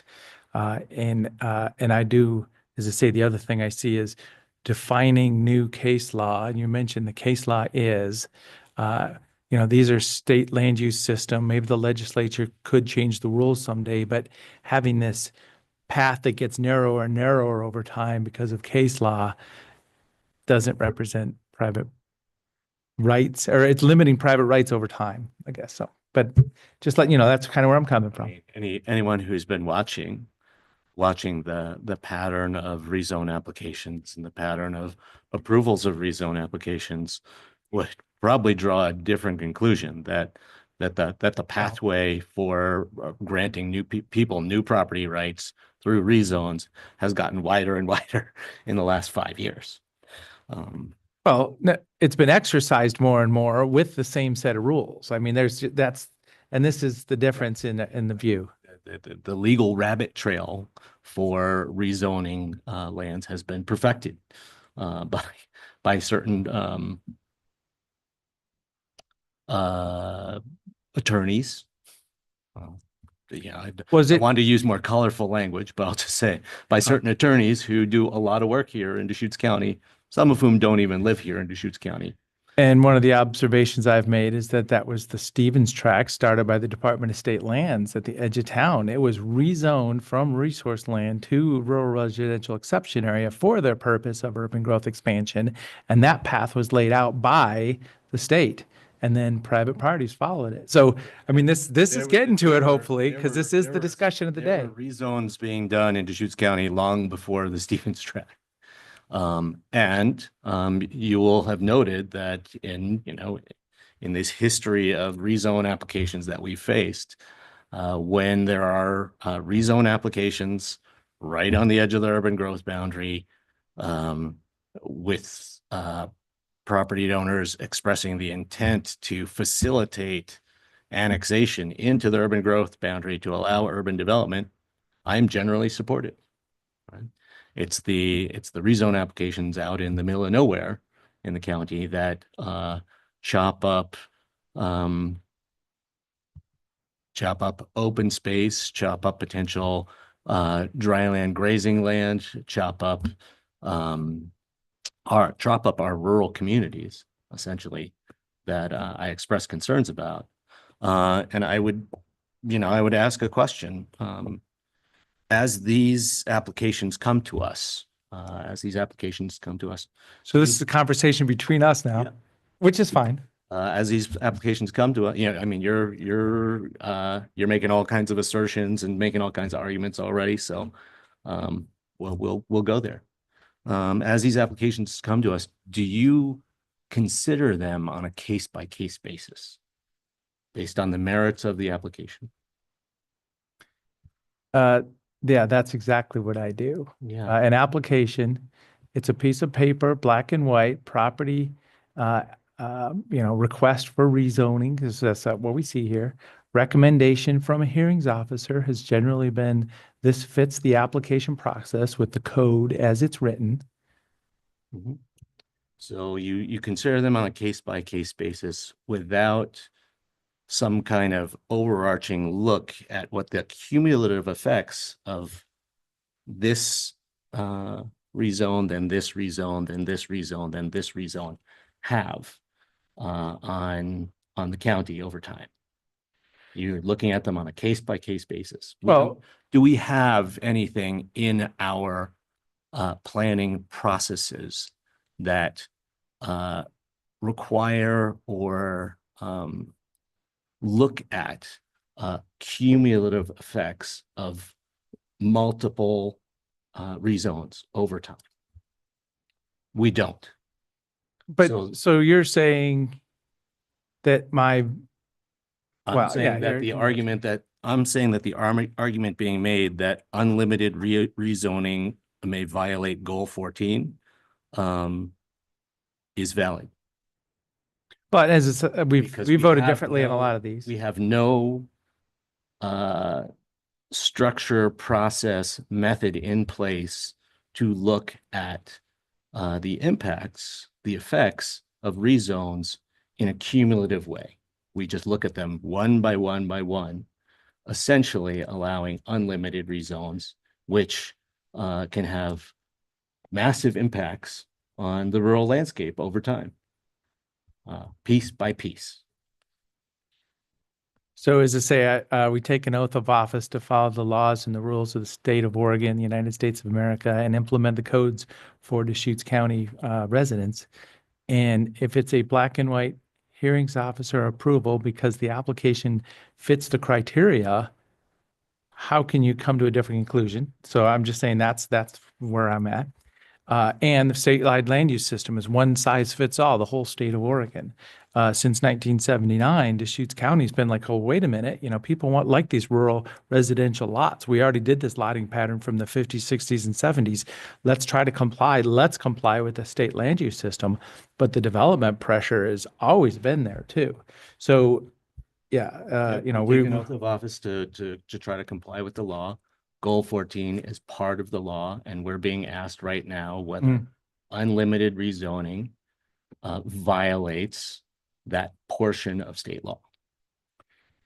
Well, so goal Yeah, I think 14, it's a good in fact, I mean, this was one of my notes. Can we, as part of this procedure, I'd like to, lay out goal 14 and how we do it. Because, yeah, I mean, the land use advocacy organizations, Thousand Friends of Oregon, Central Oregon Land Watch, this is the watchdogs of our state land use system.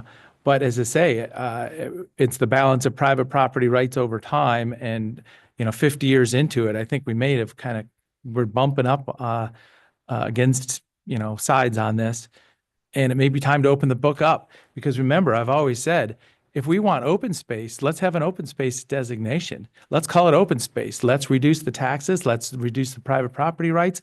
It's a taking, probably a taking. So how do we deal with that? But if you want to say that Rocky Outcropping's privately owned and shouldn't be developed, whatever it is, I guess that relates to a current case. Let's call it open space instead of this is resource land. You shall pay taxes on it and you shall farm for a profit.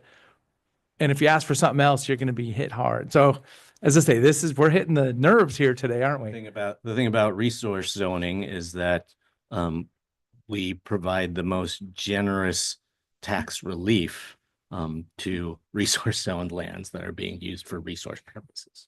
And now we have an advocacy organization saying, hold on to that resource designation. You can't farm for a profit. There's no history of farming. There's no agricultural water on there. You can't graze for a profit. And we're going to resist any residential development for you also. So as I say, I mean, this is the topic of the day. Go back, you keep referring to property rights and to just reemphasize that before the moment that you vote to rezone an exclusive farm use zone property to rural residential, they did not have property rights to develop at RR10 densities. So you have granted them new property rights. So saying that we're taking away property rights from people is not accurate.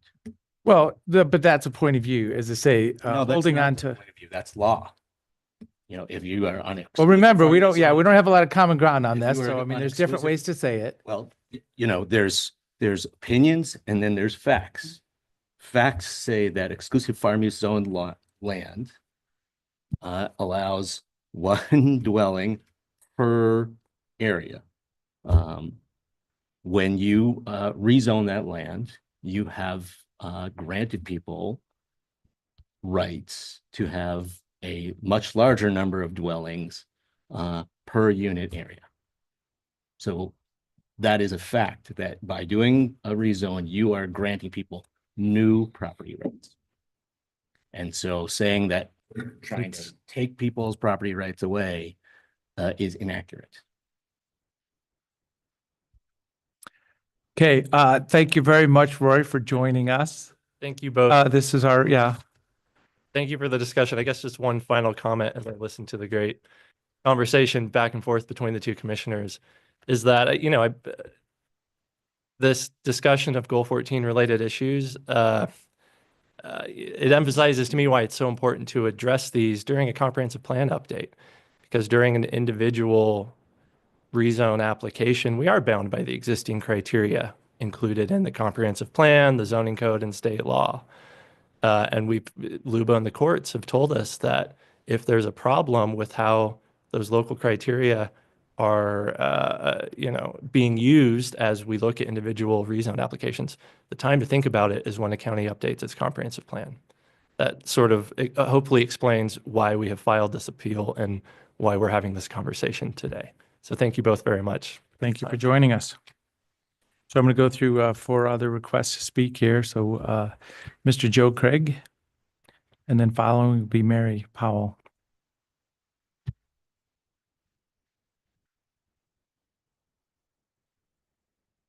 Good morning. My name's Joe Craig. I live at 2807 Northwest Shields Drive here in Bend, Oregon. And I'm a resident. I'm not a lawyer. And Goal 14 is something that I've looked at.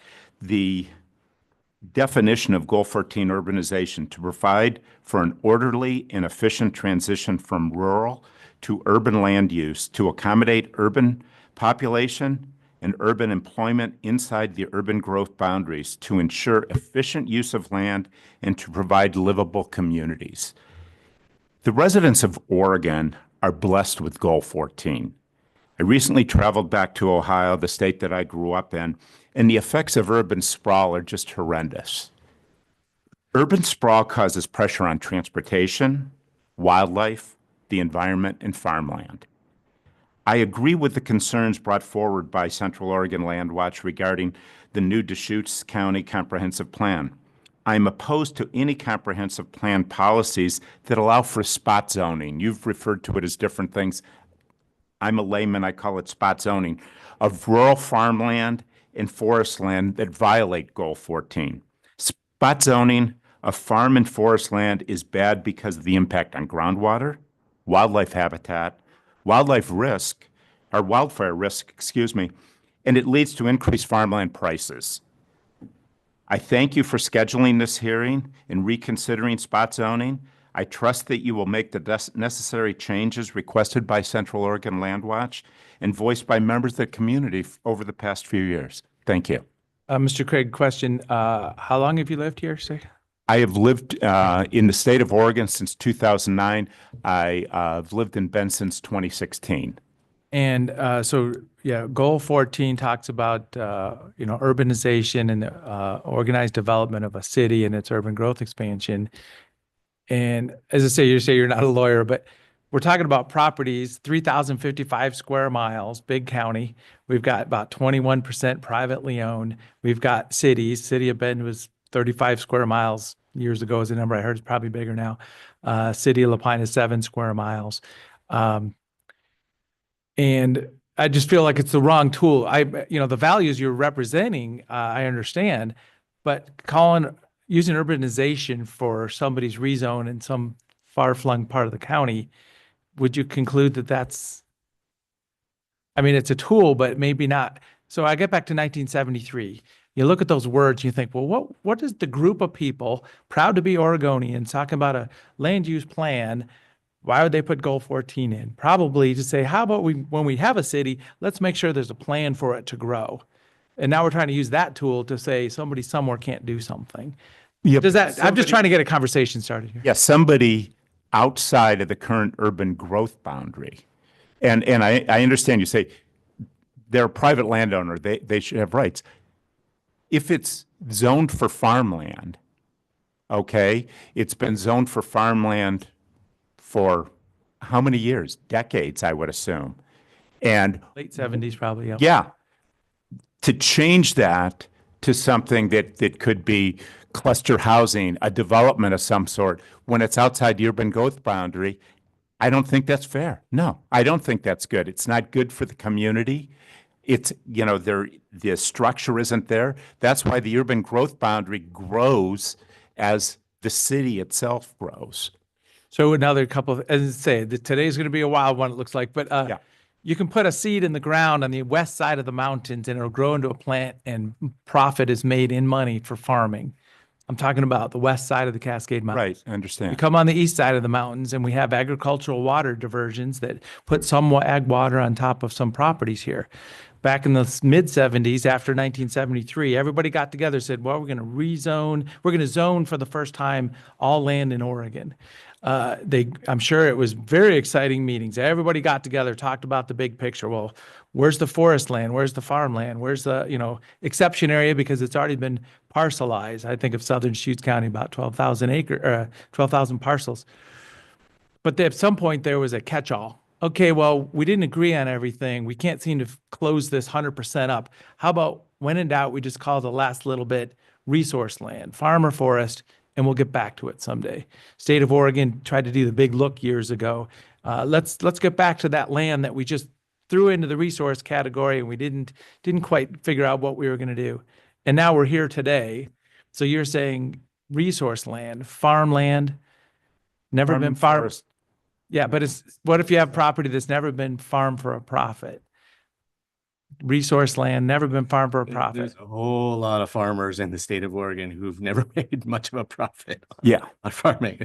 It's a vocation and a calling, not a profession for many people. Thank you very much. But I'm just pointing out the concept that there was, at one point, there was a catch-all.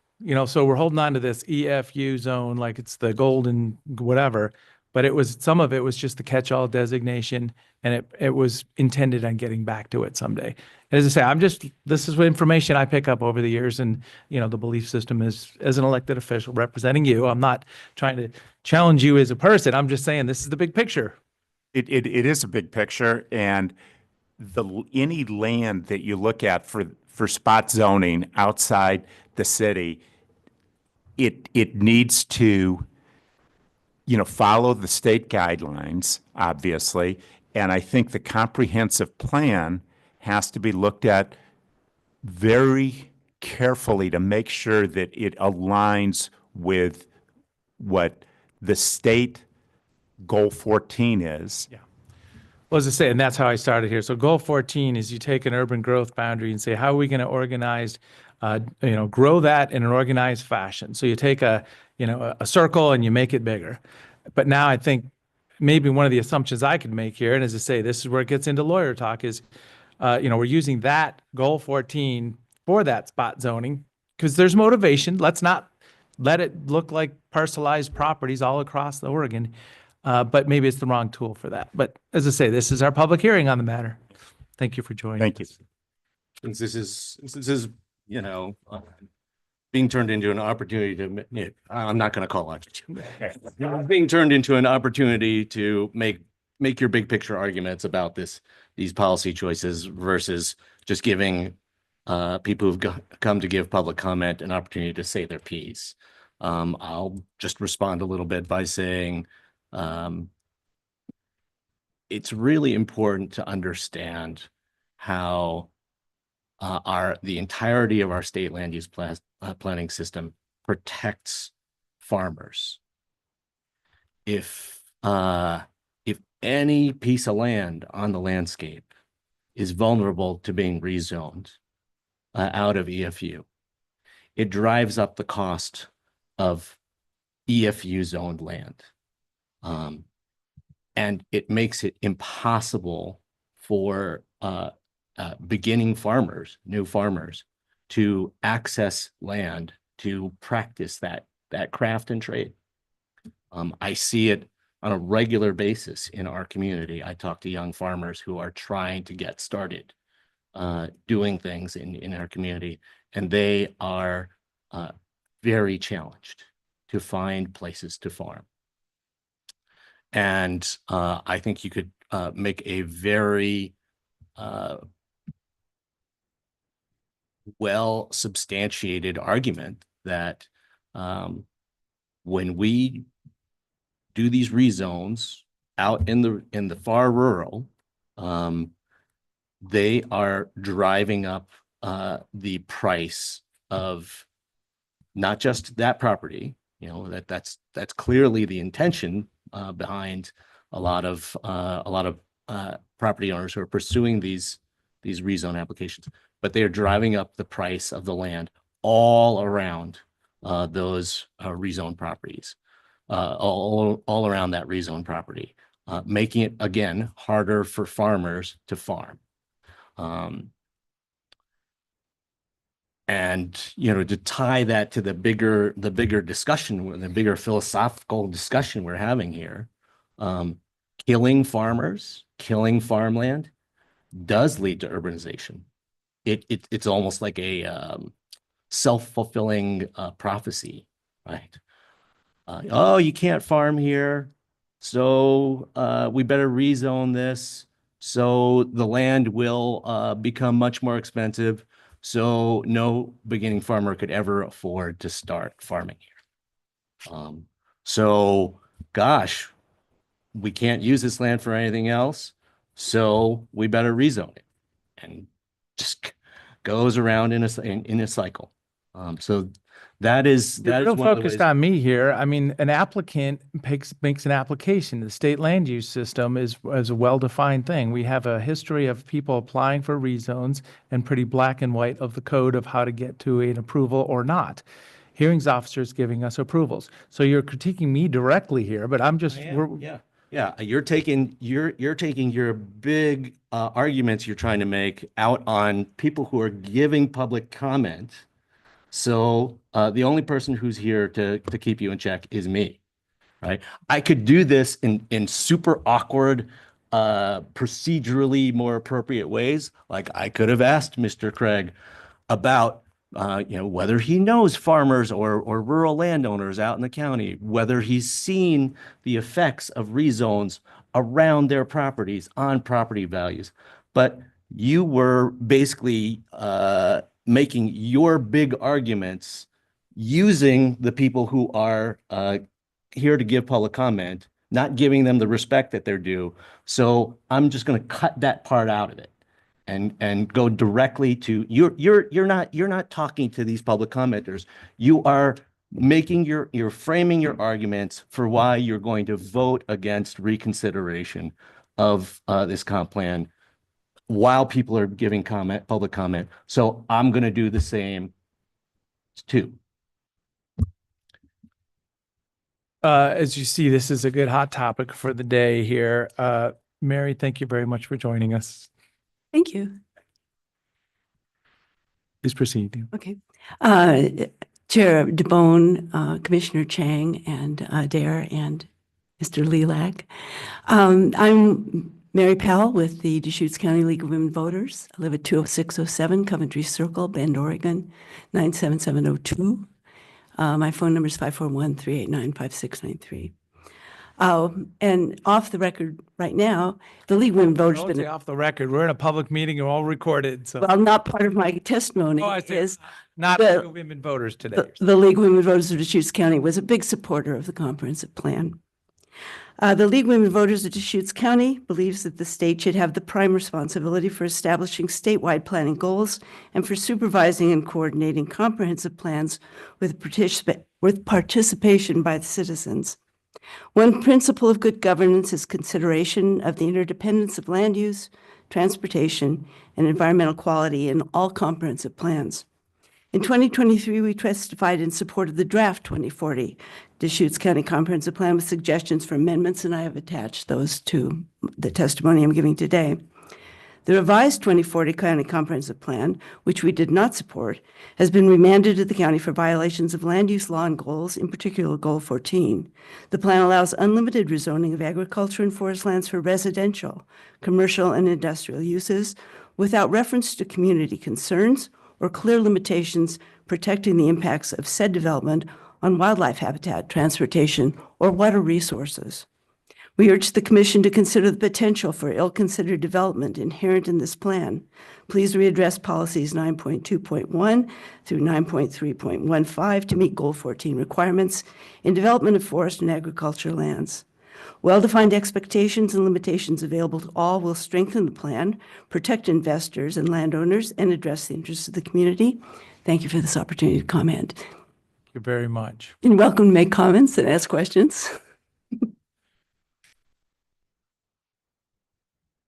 Nope. So Mary Wallace and then Sandra Fox.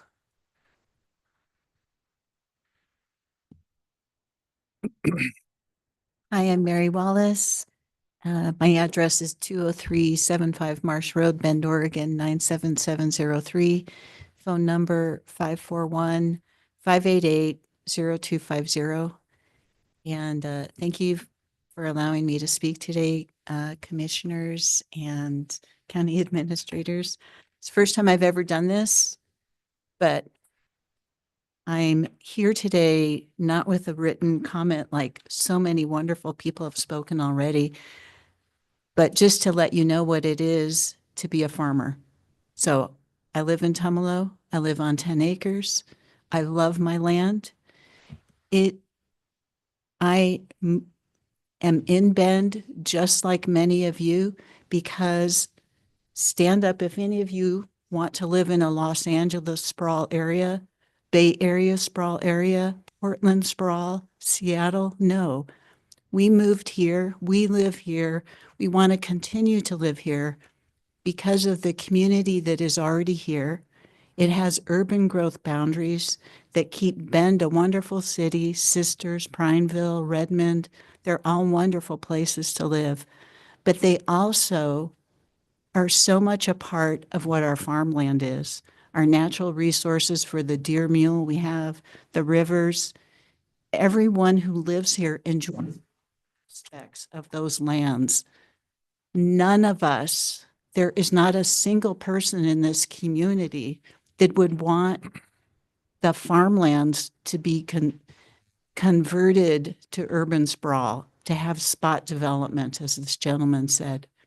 That is inconsistent and incomprehensible to what any citizen here in Deschutes County wants. The argument, Commissioner DeBone, that you made is that I want to legally respond to someone who's applying for an application. What we're saying is make sure our comprehensive plan is tight enough, has boundaries on it enough, so that that does not interfere with EFU MUA 10 land. As Commissioner Chang pointed out, if you allow someone who is in a neighboring parcel next to me to sell their property for larger development of many homes, as he pointed out, that ruins my farmland. That ruins my ability to farm there, because less and less resources are available to me for people who will bring in their cattle to graze on my land or to bring in hay equipment to hay my farmland. It's not economical for them anymore. The more urban growth in those areas, we lose our farmland, we lose the culture and the historical value of what this land is for us. And I'm out of time. Thank you so much for joining us. Yeah. So I would just engage a little bit here. So rural residential and MUA 10 acre minimum parcelization. You live on a 10 acre parcel you mentioned. So there's a lot of checks and balances for somebody that would want to, rezone. People ask for a rezone. As I say, for the urbanization of the east side of Bend is what we saw. And now we've seen some other ones. But as I say, I mean, it's basically going to 10 acre parcels, which like you live on and I live on that also in southern Deschutes County. When I go home at night, there's a 40 acre EFU parcel, on the horizon out my back door. And there's many nights I ask my wife, what if, because we're in the middle of it, what if there was a cell tower there? What if somebody came in and did wanted to do a rezone? And I don't think that could be rezoned. I mean, it's an open space parcel, that is got a high groundwater. There's other reasons, but there's a lot of checks and balances in the system. So I'm just, as I say, I'm receiving testimony as a commissioner, but also feeding back the fact that I think there's a lot of checks and balances of, parcels that kind of have that bucolic farming look, farming for a profit. And then there's some that could be rezoned. So I'm just engaging a little bit here today. Yeah, and just to comment, it's like, and that would be the importance of this comprehensive plan, to have language in there that guarantees that spot developments are not taking place Well, around your house, around mine. And so that's where I think the land trust is coming in and trying to speak to. It's like, let's tighten up the language in there so that we don't fall prey to this sprawl in these beautiful areas. So go ahead. I'll wait. David, you go. So it was pointed out to me 1970s. So 1973, state of Oregon put our state land use system in. In early 1970s, Napa, California came to this conclusion. They're like, oh, we got a small town. We love it here. We could do grapes. This is wonderful. How about we shut the door behind us? Population doubled, prices doubled, like instantly.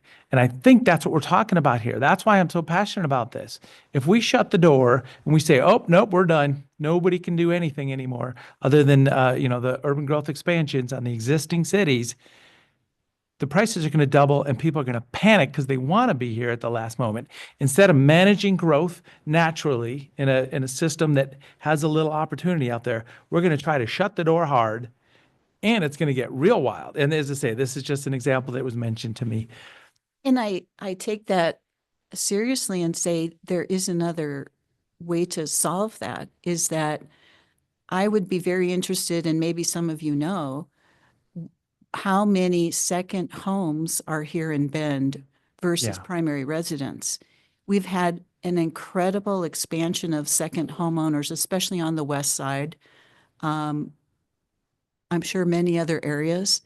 And there are communities that have put a limit on that. And that's a better discussion for us to be having today. Yeah. Put a limit on second home ownership here to allow people that want to live and work here and make a living, raise their children here. They have a place to live. Farmers have a continued place to live. Let's put the cap there, not on opening up EFU land. Yeah. Just to put a few numbers to what you just mentioned, of the 30,000 plus units of housing, dwellings outside of incorporated cities in Deschutes County, I would guess at least 5,000 or 6,000 of them are empty 300 days of the year. So it is a substantial number of potential homes for people that we're talking about. So thank you for bringing that up. The question I wanted to ask was, when you were describing how the decline of agriculture, at the community level impacts, individual farmers, I thought that was really interesting, and I would actually love to hear a little bit more about that. You said, when there's less, because it's true, having a bunch of RR10 properties around you is they're still 10-acre properties, but they're not farms anymore. So when you were describing, for example, that, how it's harder and harder to find a rancher who will come in and graze your property for, the few weeks, months that you would want to have animals on that property for. Can you talk a little bit more about that? Just kind of the way that having less and less farmers and less farming around you can impact a farmer. Right. And I think you were alluding to this earlier, is that if spot properties are developed, we know what happens there is the price of all of the land in that area goes up. Farmers are less able to, maintain their, the prices in their area. And there's just a squeeze on resources. Then everything becomes more expensive for them in the area. When there's less, it's kind of a supply and demand thing. If there's less people farming here, we lose Mid-State Fertilizer, who's supplying fertilizer to everyone. We lose people who need grazing land for their cattle because they're saying, guess what? I'm just going to move out to Eastern Oregon. We lose all of the organic U-pick farms in the area because they say the land is getting too expensive for us to lease. And so we're going to move out of the area. So one thing that I've seen of recent years is a comeback of this young generation that wants to be farmers here. And it's brilliant. They say, I'm not making money yet, but I am not going to give it up, because I think the best thing we can do for this community is to have beef here, chickens here, pork here that we are raising here locally, selling to our local restaurants. They're being sold to Hawkeye and Huckleberry. They're selling to El Sancho.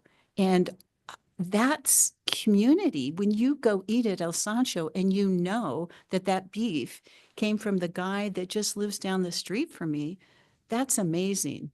And that the vegetables that are being grown there at Rainbow Organics or Well-Rooted Vegetables are in restaurants where we're eating. That connects our community of people who want to live in the city to the people on the land. And it helps children understand where their food comes from. They're not seeing animals in a zoo. They are going a couple of miles down the road, to see deer on the range, petting horses, taking horseback riding lessons, seeing cows, picking eggs themselves, picking their own vegetables in a garden. That's the community that we have here in Bend, Sisters, Redmond, Prineville. That's the one we want to preserve. As soon as these 10-acre, 20-acre, 40-acre parcels are sold to housing developments, we lose that. We lose the culture of our communities. That's when it slowly erodes to having urban sprawl in our farmlands. And then we no longer have what we all love about Bend, Redmond, Sisters. Yeah. So just that is the life I live, and that's what I'm advocating for here. So we sometimes, we're seeing it so black and white, but it's the same thing. I think of the urban growth expansion, the city of Bend, big house on a small lot, mom, dad, and 2 kids. How are you ever going to do 4-H with a chicken, a turkey, a pig, any of that kind of stuff? That is the rural lifestyle. And we did do 4-H swine for many years at the fair. We have chickens at home, and we do have fresh eggs. And that's the vision. Exactly the vision I'm seeing here too. So let's be careful with this, vision that maybe, I don't know, we're putting each other in a box here, because what you just mentioned is exactly what I'm aiming for also. As I say, you and I are talking about this now in our public hearing. I'm just letting you know that, man, that's it. And, you use the term, selling to a developer for housing or whatever. I'm thinking the cluster development would have open space and maybe a few houses. So you take 40 acres, you put 4, 6 houses or whatever the cluster can do, and you have wide open space there. That's something that's been negotiated over the years, and that's holding on to some of that rural feel. The other opportunity is 10-acre lots. And then a 10-acre lot, somebody can have a horse, and then they're going to be needing feed. They're going to be needing, grain and hay. They're going to be needing the vet to come out to their property. So I'm saying we're not that far off is what I'm advocating for here. So what do you think, what I'd like to see then is this sit down together in a room with Land Watch and you, because you have the same vision. So what's the language in the comprehensive plan that needs to be altered, expanded, elaborated on in some way to ensure that your vision and my vision really are the same and that we have that in the future? Well, and that's what we're here to do today. And as I say, I mean, the So conversation is happening. The current comprehensive plan doesn't have the right language.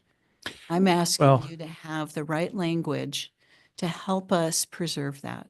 I think there's belt and suspenders, checks and balances all over that document. And it does not allow just free rezoning. The path that's been set up is a full panic mode at the state level because there's an approvable path here, and there's no such thing as open space where the path is set up where somebody can't ask for a rezone.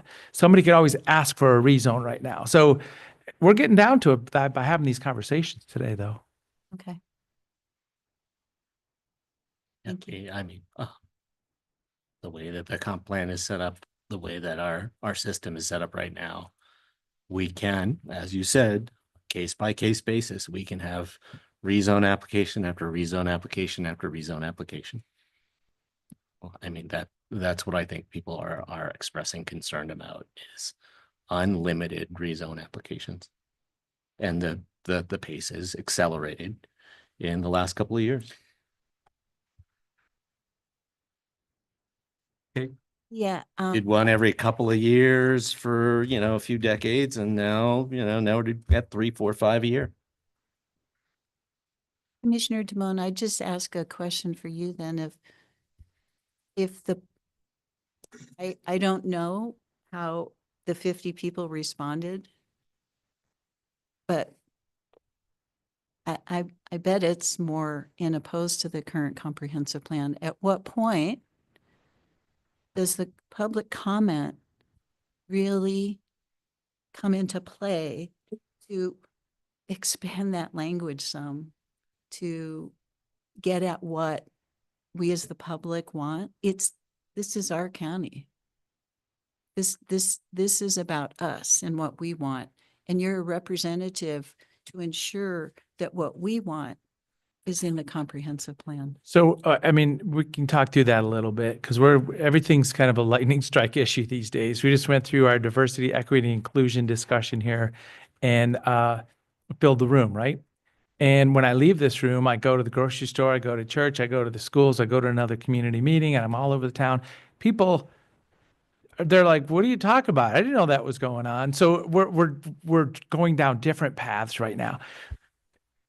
50 angry people in a room may or may not be representing the will of 210,000 people. So it isn't just the angry people in front of me that I'm taking input from. But excuse me, I'm not angry. I'm having. Oh, I'm referring to all the topics. I'm not, yeah. This is very engaging. Very civilized. Yeah. And as well as I would in response to what you just said, I would explain that the reason, one of the primary reasons why I voted against adoption of this comprehensive plan is because I think it did a real disservice to the hundreds and hundreds of people who provided us comment during the plan development process, asking for many of the same things that our public commenters today have asked for. So the overwhelming majority of the comments during that period were very similar to the kinds of concerns that you've shared with us today. Thank you. And yeah, I would say that a decision-making body that asks for public comment and then ignores it when they make decisions is broken. See, I mean, that's I am out there every day talking to people, walking through the streets and talking to everybody. As I say, and sorry, I said angry people, but engaged people at these meetings, plus the input of everyone I go see, because all we do, full-time commissioners, we zigzag around the county talking to people. So for some reason, there's a setup where you say, well, didn't you hear from those people in the room? We're supposed to follow them. And we had this from OPB when the DEI thing went. First thing you did after we published an agenda item was send an email out, tell people to come here and give us the what for about your position.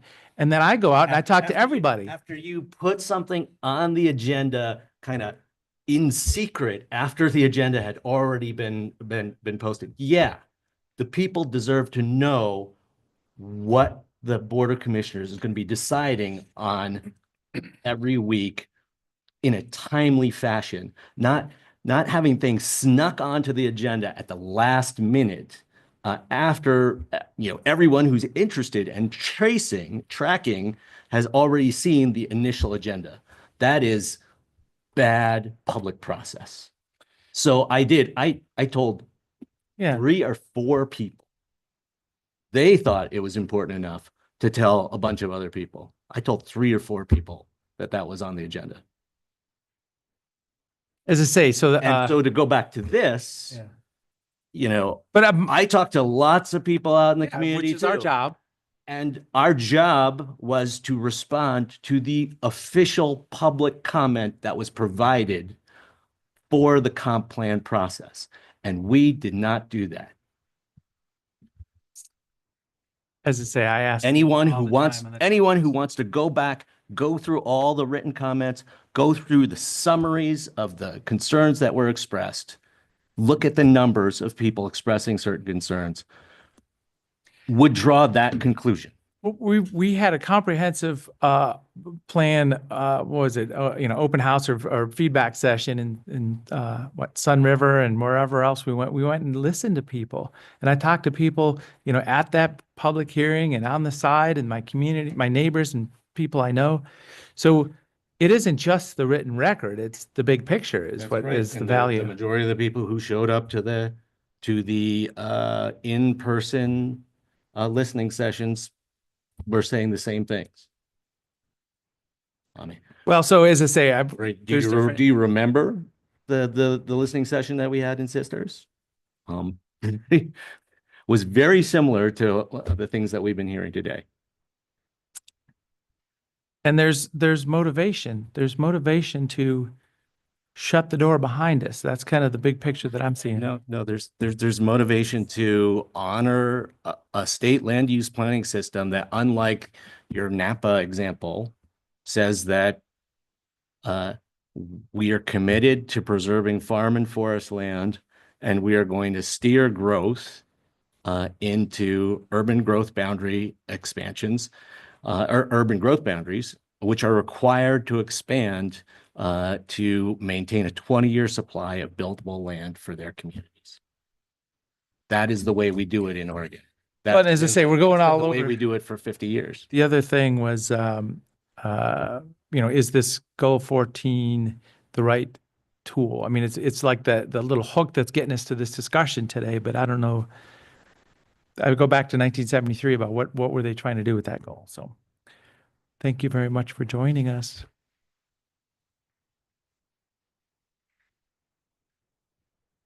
Thank you very much. Thank you, commissioners, for this opportunity to speak. I'm Sandra Fox, like the little red furry animal. I live at 3128 Northeast Flagstone Avenue in Bend. I'm kind of at the edge of the urban growth boundary for Bend in the Northeast. And I want to speak to some much more basic, realistic kinds of points. I think that Landwatch and all the people speaking here today have made it abundantly clear that the county's new comprehensive plan is not compliant with Oregon's Land Use Goal 14, that it's in violation of that, and that Goal 14, the state Goal 14, requires that new industry, housing development, commercial use be confined to urban growth boundary areas. I myself have seen the disappearance of wildlife in the whole vicinity surrounding my corner of Bend. It's heartbreaking. I'd like to say that basically more development in lands that are now for farming or our forest land would be extremely detrimental in so many ways to wildlife, fire safety, water use, local communities, infrastructures. Right now, for example, you cannot get into the hospital in Bend because it serves all of Deschutes County, and it's totally overburdened. So are our roads, so is our fire department, so are the police. I'm especially concerned for the wildlife. There are protected species in Oregon and their habitats are red-tailed hawk and 9 other bird species, mule deer, elk, jackrabbits, red fox, and 13 other mammal species, 45 species of fish, 6 species of amphibians. Where do you expect them to live if you keep cutting into the only land that they can move across, or the only water that they can live in, or the only lands that are left pristine enough for them to survive? Let me talk about the wildfire risk. Excuse me a second. I lost my sister in the San Diego fires in 2008. That was the first, what they called unprecedented wildfire in the West. Here in Deschutes County, do you remember? Families have burned alive. Farms have been destroyed. Whole forests have been destroyed. And the causes of that are greatly in the development, the increased traffic, the diesel fuel used for development. It increases the warming and the drying of all of the fuel around here. And that's why we live in a tinderbox. It's the human activity. Also, when you put more homes into open lands, you are creating that dangerous interface between human activity and wild vegetation that sparks these huge wildfires and endangers homes and families. These are not results to sneer at or look away from or pretend that they're not there. It affects our lives, the lives of everybody in this county. We deserve quality of life. We deserve safety. And the more you develop, the more that goes away. And people come to Oregon to farm, to enjoy the outdoors, to see the wildlife, to enjoy the forest in a peaceful and respectful way, and the rivers and the mountains. You take that away when you overdevelop. You take that away when you develop on agricultural and forest lands. Don't do it. I beg you. This is from the bottom of my heart. I had to leave California and Colorado because of this kind of destruction. Nobody wants to live in California anymore because it's exactly this kind of thing that has happened all over that state. In Colorado, it was the fracking. Brought it in to the open lands and then into the communities, and nobody can live there anymore who has asthma or heart problems or is a child. Don't let it happen here in our county in Oregon. And I also need to say, because there's been some, I think, incorrect representation of how the development happens in our county. It's driven, this pressure for development is driven by the big development corporations that come in looking for land and the realtors that hope to profit with millions of dollars from finding that land and selling it to them. It doesn't come from the original landowners. It doesn't come from the people that own a parcel of 10 acres or 5 acres. It comes from somebody coming into that community and saying, hey, we'll give you this many $1 million if you'll sell to us because we want to develop here. That's the reality. I've seen it happen in my neighborhood. So, thank you. That's Thank what you. I have to share. Thank you very much. Thank you. Ashley. Here it is.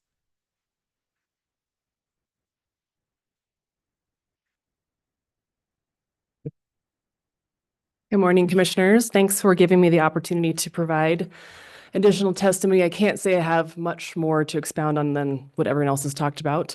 And I have been a 40-year resident of Deschutes County, and I live currently at 64855 Collins Road, Bend, Oregon 97703, or just West Tumalo.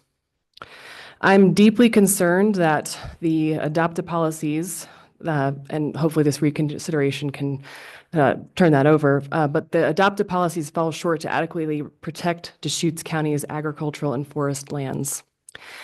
I just want to direct to Commissioner DeBone specifically that since 1992, and I don't know if you were here in 1992 or not, but a lot has changed, and that code is completely outdated, and we need a very much revised code based on what I saw in 1992 here and what I see now. The county's new comprehensive plan that's been proposed fails to comply with Goal 14, which I do believe is very important here. It's not just the hook, it's a very important thing, which requires new population growth to be accommodated inside existing urban growth boundaries. Allowing new residential and commercial development on rural lands frustrates the UGBs by breaking up large, undeveloped tracts of land, and meanwhile raises development and long-term maintenance costs. This would disrupt Bend and the surrounding city's abilities to plan in the most efficient way, while requiring new rural residents to commute even longer distances for city amenities and services. As mentioned, St. Charles. Longer commutes mean more time in individual vehicles and more congestion on our streets and our highways in the county. The new comprehensive plan also violates Goal 14 by allowing unlimited rezoning of Deschutes County's farms and forest lands, and I'd like to emphasize my concern of the spot zoning as well, which is a notoriously unsustainable practice that basically undermines rural livelihoods. By breaking up agricultural lands into smaller, non-farmable parcels, spot zoning disrupts farming operations, raises land costs, and encourages speculative development purchases, all of which have been discussed here this morning. The sprawl resulting from spot zoning will only contribute to the already very current wildfire danger that rural communities face. I myself am located in the wildland urban interface and was the recipient of an Oregon Department of Forestry grant in 2020 and 2021 to reduce fuel loads on my property. The spot zoning will also place very, very great strain and hardship on our precious groundwater resources, which I'm also a parent of on a private well, and will fragment important wildlife habitat. I urge the commissioners here and Commissioner Adair as well to adopt a new comprehensive plan that prevents the rezoning of farms and forest lands. And I'd just like to conclude by stating that Goal 14 requires new residential and industrial uses be accommodated once again inside the UGBs. Just to add very quickly, the UGBs are there for a reason, and there's plenty of developable land already existing inside those UGBs. That's up to the cities to decide how they want to then rezone to accommodate potential land development inside their UGB. There's huge parking lots that don't have cars in them. There's commercial lots that could all be rezoned for residential. That land is there. It already has utilities. It already has pipes in the ground and wire overhead, and that is what should be utilized first instead of going out. And also, as has been mentioned, I hope that the commissioners do what their county residents want and not just what is in some black and white code or what's just legal. We're here to update that. We're here to reframe that. We're here to make that accommodate what our desires are as we reshape our community moving forward. Thank you so much. You want to go at it, DeBone, or are you good? No, but this is a legislative matter and we can talk more in the future, or we'll see where we go with the record. So I mean, I know my comments are very, Ready, huh? my comments are general, but you have to understand what's something that doesn't get talked about, and it's supposed to be a, what's it, promo? The top, we're supposed to stay on topic, but you see how few people are here. And even if there were hundreds of people here, it doesn't reflect the whole county, as you mentioned. But that's because this is, I mean, who the hell is going to have time to come to a 10:40 hearing on a weekday? This doesn't accommodate families, working people. You need to accommodate them. Maybe your business hours should shift to accommodate the public instead of the other way around, because we voted you in. I mean, Somebody might respectively. have, yeah. Right. So somebody might have voted you in, and that farmer who's changing pipe right now or getting their irrigation set up for the season, they're not here. They're not here. Or if they're running a pork business, or if you're just setting in for tomato beds in Bend. There's another scenario in there too, where I do feel the responsibility and the weight of representing the people of Deschutes County in everything I do. And it's during the day and the night. So I know you get satisfaction about being in the room and giving the what for about something here, but I take it very seriously that I represent you and everybody else in the county. And this is a topic that is, as I say, the conclusion I come to, we're on the edge, the bleeding edge of state land use in Oregon, especially on the east side of the mountains. And this is the big topic of the day. And I also see it as, are we trying to shut the door? And is that the right thing to do? I mean, it might feel so good to say, I'm here now and I'm shutting the door, but is that really what we want to do?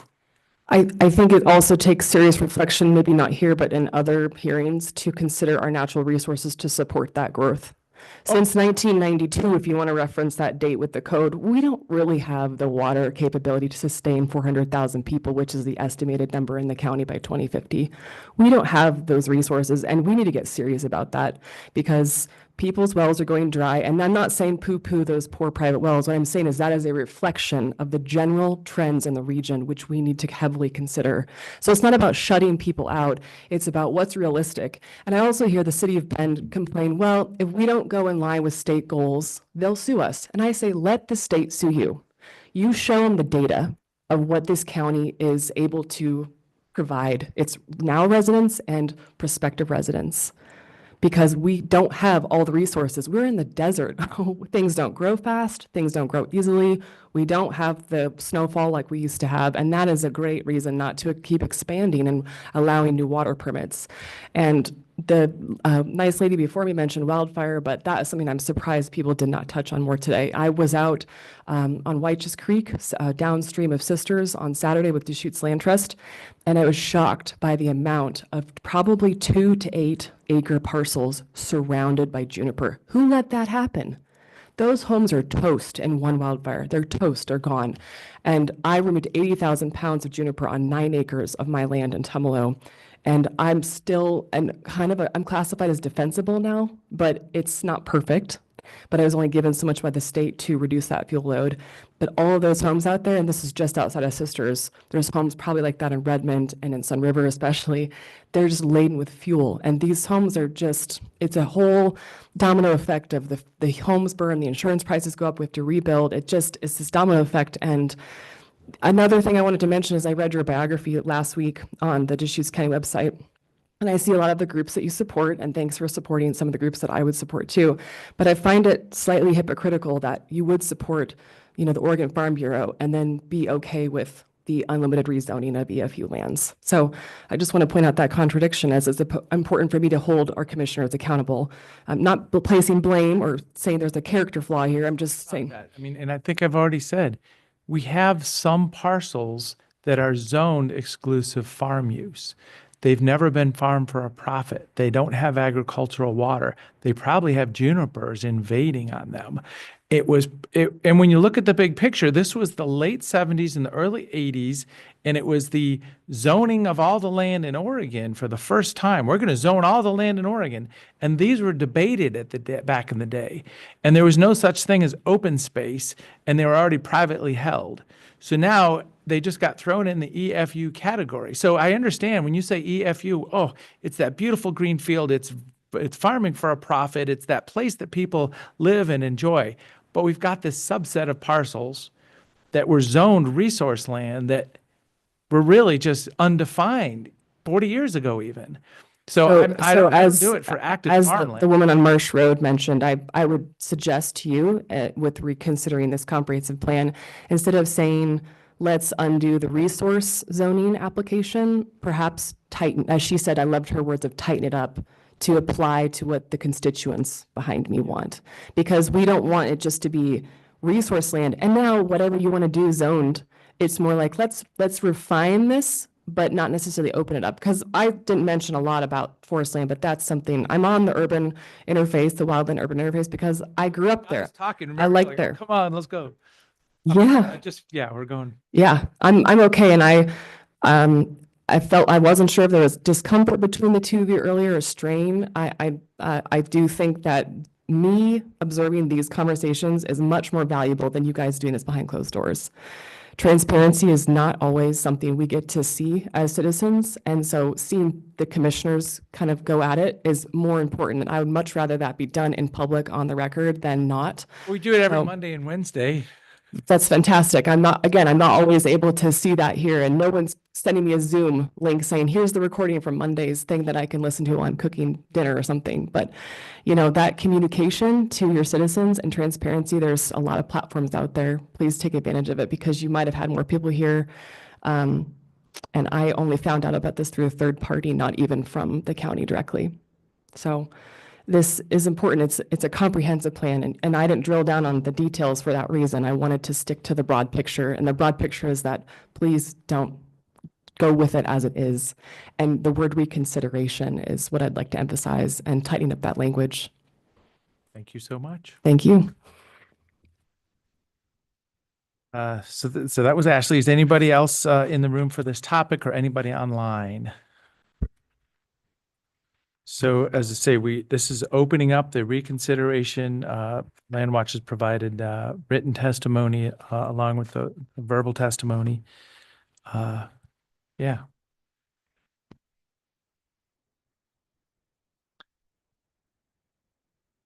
So Commissioner Dare isn't here. She can follow up on this. And yeah, I'm hesitant to maybe even close. So we think of this as a reconsideration legislative land use issue. We don't need to have a 777 in any way, because there isn't parties on this. So it's just either open record or a closed record.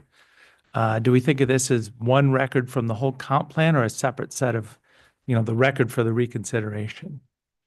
Yeah, great question, Commissioner DeBonne. So we did input essentially the entire Deschutes 2040 previous hearing process into this record. So you'll see it under application materials as essentially the LUBA record. So everything's in the record from the previous process, and we're continuing to build on that. You do, in terms of if you were to explore an open record period, I know that the board will be quite busy in the month of May with budget hearings. We do again have that September deadline. So one option would be to leave the written record open for potentially 2 weeks to a month. So you could close the record potentially on, let's say, a month from now, giving us enough time to kind of digest the information before scheduling the deliberations meeting. So you could potentially leave it open until maybe Wednesday, May 21st. It's an option for the board to consider, or you could hold, of course, another full public hearing where you're also accepting oral testimony as well. Thoughts? I'm open.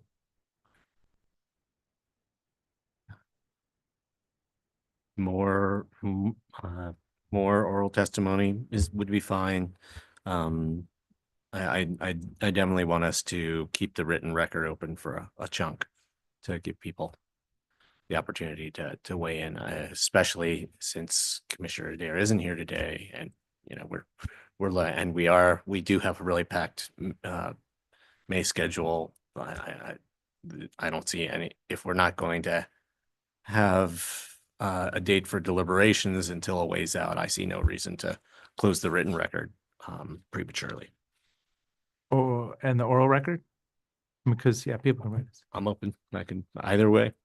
So I'm thinking, let's leave the whole thing open, because we got really, this was very engaging today. Obviously, we don't do it like this very often. So this is a big topic. So let's just leave the record open and set a date for it, though. So extending the hearing to a date. What was the date? The proposed date? Right, May 21st would be a good date to keep it open too, just because the board is really busy for the next couple of weeks and then budget week. So May 21st would be the next open date, and Brenda's confirming that I believe all three commissioners are scheduled to be in the office that day. And as I say, I'll do my homework on this more. I'm available to talk to anybody on this topic. It is a legislative matter, and it's kind of serious business for the land use of Deschutes County proper. So, okay. Everything's left open for a couple, 3 weeks or so, 4 weeks almost. Yes, yeah, and I'll coordinate with Brenda, so we'll plan on May 21st. But if for some reason that date doesn't work due to board conflict, I'll be sure to post all the information on the website. Okay. So that bit.ly/Deschutes 2040 reconsideration.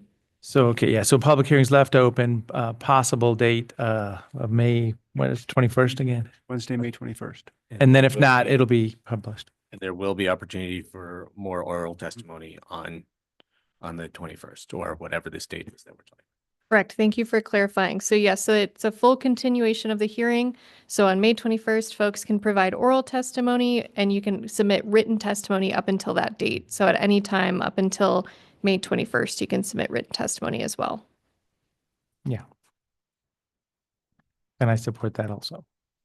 Okay, thank you very much. Continue to a future date, maybe May 21st. Thank you very much. Thank you. So that was our item number 10. We are going to take a lunch recess and reconvene at 1 o'clock for annual update from Economic Development for Central Oregon and do other items at that time. So we will reconvene at 1 o'clock.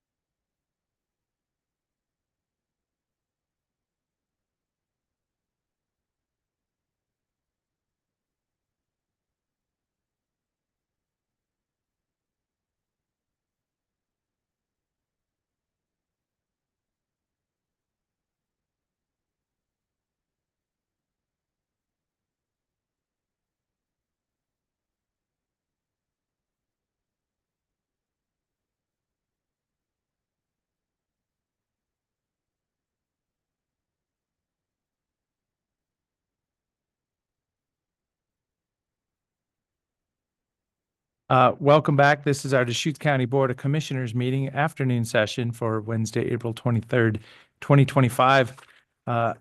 Item number 10, item number 11, annual update for economic development of Central Oregon, EDCO. Laura's going to get us started here. Quick introduction. Good afternoon, Commissioners. Laura Skundrick, Management Analyst. So during this current fiscal year 25, you had allocated video lottery funds to Economic Development of Central Oregon, or EDCO, of $324,517. And these funds support operations, local program capacity, and the Venture Catalyst program. So today, EDCO is here with us to share program updates for the current year and next year as well. During the recent video lottery allocation process, you allocated $309,951 in video lottery funds to EDCO for fiscal year 26. So with that, I'll hand it over to John Stark, CEO of EDCO. And the team. Thank you very much for joining us. So this is, in preparation for our annual budget process, our partnership with EDCO, kind of reviewing the big picture, but instead of doing it during budget week, this is how we've scheduled it this year. Good afternoon, Commissioners. For the record, I'm John Stark, CEO of Economic Development for Central Oregon. Appreciate the opportunity to be before you today. We've got an update running 3 quarters of this year in terms of our progress, our activities, and our work in advocacy and business development. And with me today, I'll have the team introduce themselves, but is our team of local area directors supporting the communities and the startup community here in Central Oregon. So to my right. Eric Strobel, Director at Sisters. Steve Curley, Ready Director in Redmond. Brian Vieira, Venture Catalyst for the Tri-County area. And then Don Mile will be here in a few minutes. He is hosting a strategic planning session over at COCC with BDAB and other Ben folks related to a slide that I have in my PowerPoint. So I've got about 23 slides for you today. We'll try and make the most efficient use of your time today, but we do want to get to an opportunity for our local directors to give you a snapshot of what's happening in their communities presently. So I'll start off just by, let's see here, changing the slide. I think the return button. Yes, great. So we did send this ahead of time. You should have a PDF of this. Whoa, it's going still. A life of its own. There we go. So again, just a quick overview. Our mission is to create a strong base of middle-class jobs here in Central Oregon. We're reworking that a little bit through the diversification of our economy, creating traded sector jobs here through Move, Start, and Grow. On the right-hand side, there's a quick outline of what we plan to cover today. Again, we'll kind of start by talking about the team, just to give you an update on what's happening with that, the organizational structure, our funding structure, our ask, what we've been up against in terms of our budget. Then we'll get into quickly economic data and then some outcomes that are happening within our communities. So moving on, let's see here. Okay, again, target industry structure today is really centered around advanced manufacturing, lifestyle companies, which include your beverage, your CPG, consumer packaged goods, food processing, as well as outdoor gear and apparel. We have a scientific area that we're focused on recruiting and growing companies in the bioscience, nutraceutical companies, high tech, and then larger scale headquarter operations and administrative companies. And so this is the 5 target industries that we focus on. Again, we're going through a strategic planning process to validate that going into the new 3-year strategy. And then moving into the next slide there, this is our team. This is the regional office staff. So you've got a host of executive folks there that help oversee operations, membership, marketing, events, and then some support people in addition to that. And then you'll see Brian Vieira, our Venture Catalyst, supporting our startup companies. Then outside of the Bend office, you've got these spokes into these various communities throughout Central Oregon, supporting counties and the cities within them. And so we've got 5 local offices, and then Don Mile is in our regional office here as well. And then the support staff to provide support to those operations. Who likes their photo up there? I know. It's always awkward. I know. They don't like them. All right, so we're gonna do a little change. We shot those on site. Maybe it's time to update those. Quick org chart led by a 47-member board of directors. Several of you are participants on either the regional board or at the local level as well. And then we've got these 5 offices and the support mechanism on the left-hand side. We did add Jefferson County support back in the new fiscal year. So we have a director in Jefferson County supporting Madras, Metolius, and Culver. So that right-hand side box is a new addition to the team. We're happy to get that program rejuvenated. Talking about our overall budget, we're a $2.1 million budget in 25-26. What you can see there is the structure of that budget, largely centered around membership at 37%, then our public contracts at 33%, augmented by earned revenue, which is our events.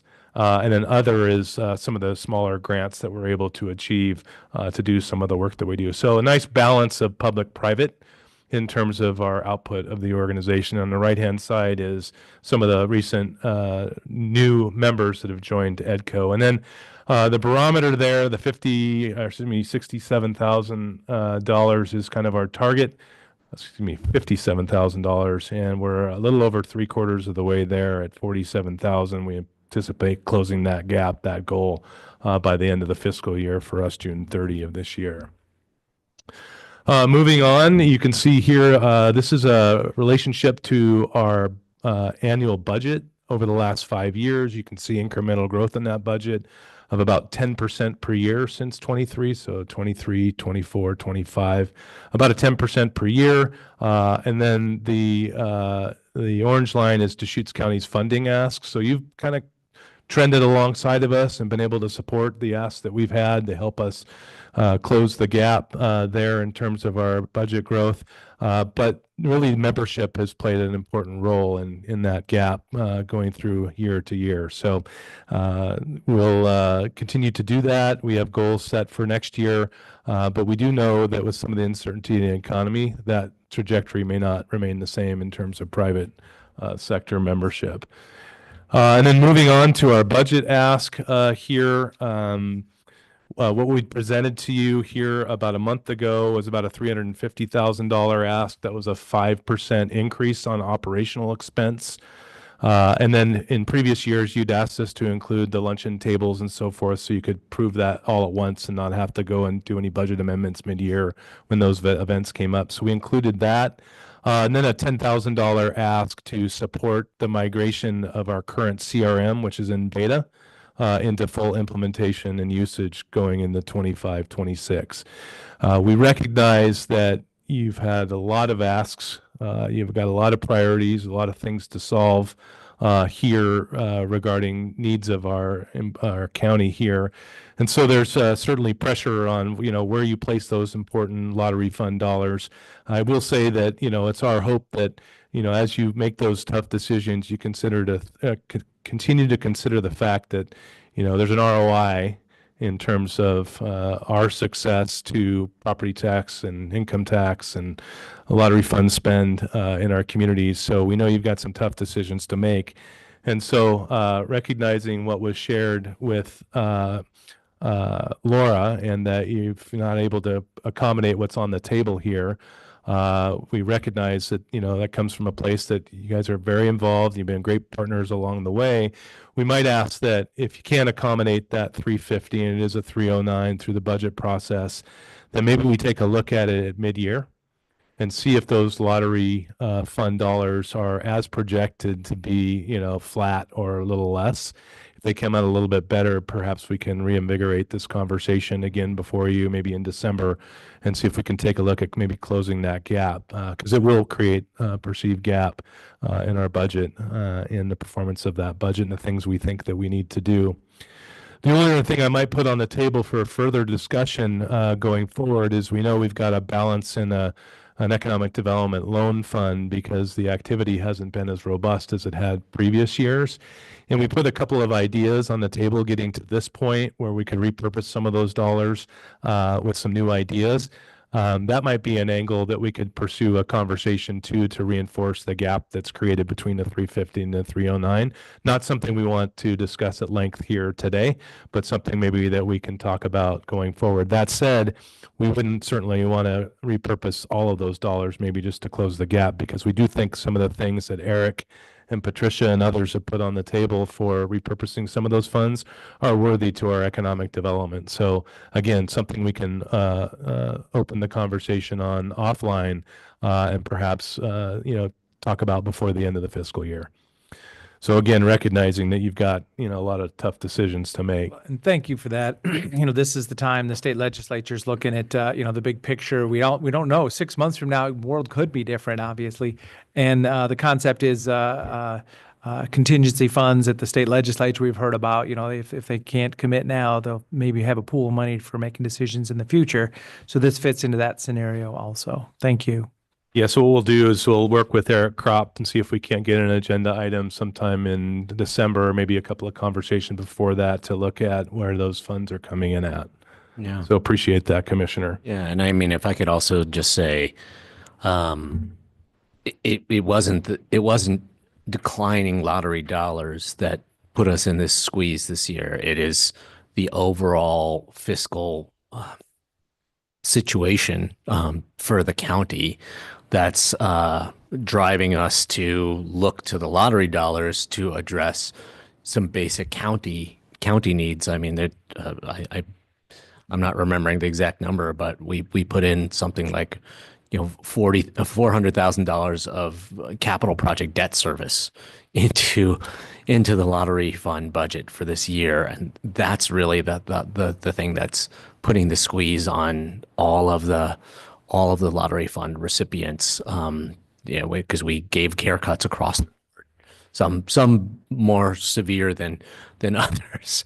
So you guys got off a little easier than some organizations. But I do hope that the county fiscal situation overall can be better next year, so that we do not have to raid the lottery dollars for so much to keep the county whole. And that will allow us to fund all these important partners who are providing critical services in our community at a better level. Appreciate that. You guys have been great partners all along, and for years been able to continue to restore our economic development dollars back to its source, the intention of the lottery fund. So thank you for that, Commissioner. And we'll do everything we can to, be good stewards of these funds that, when we move forward and deploy them into our community to create some more property taxes to improve those revenues. So let's get into some economic data a bit. So I just want to share 3 slides here on population, area GDP, and employment, unemployment. So suffice to say, Central Oregon's carrying a rather large portion of the population growth over the last 5 years.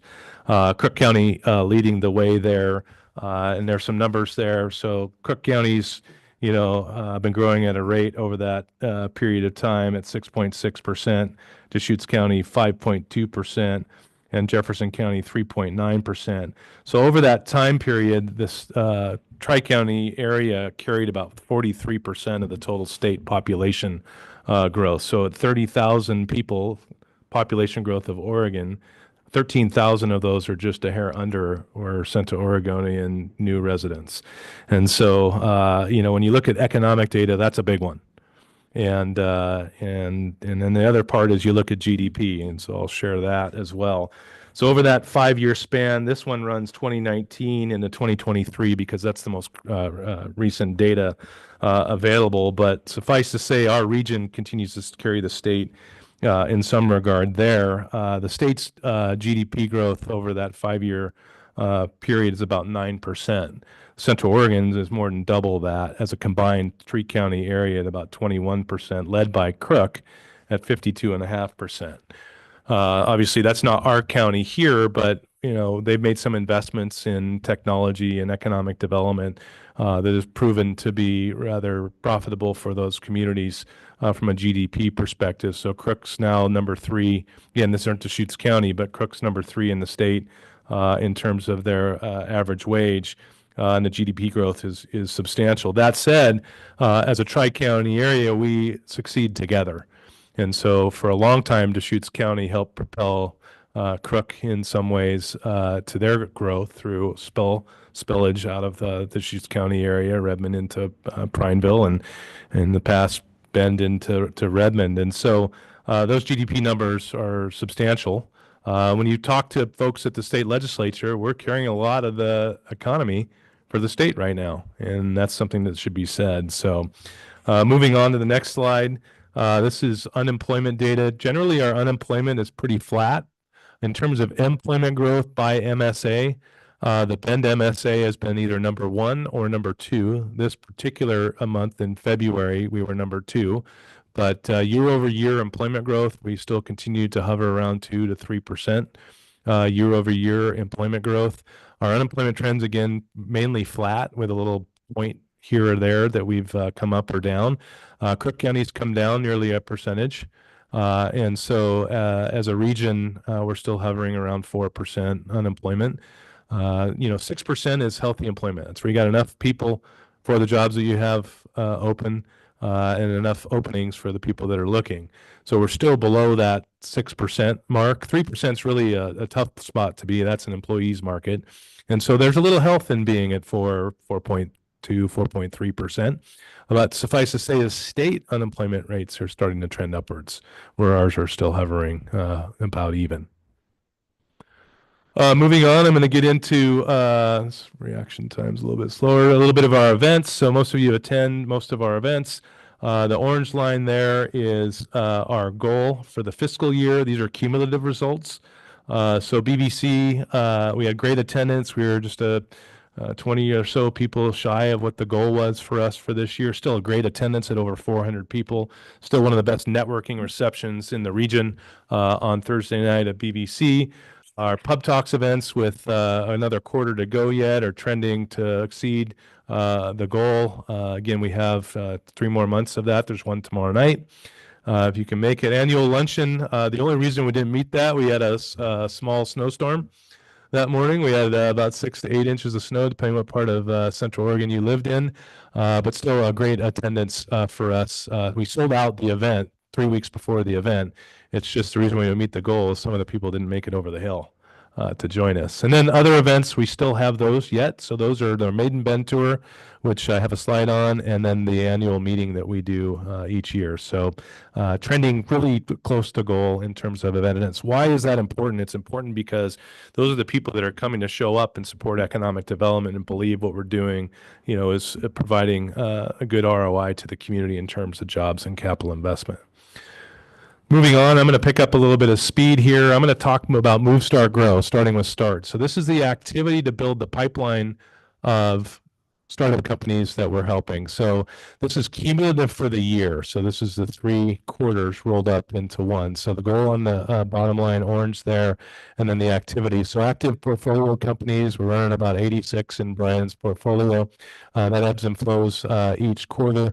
Investors engaged, supporting some of our startup companies. That's achieving above goal. And then cumulative coaching sessions per quarter is trending that will meet our objectives in those coaching sessions. That is when we sit down with an entrepreneur and help them achieve their scalability goals. And Brian will talk a little bit more about that in a few minutes.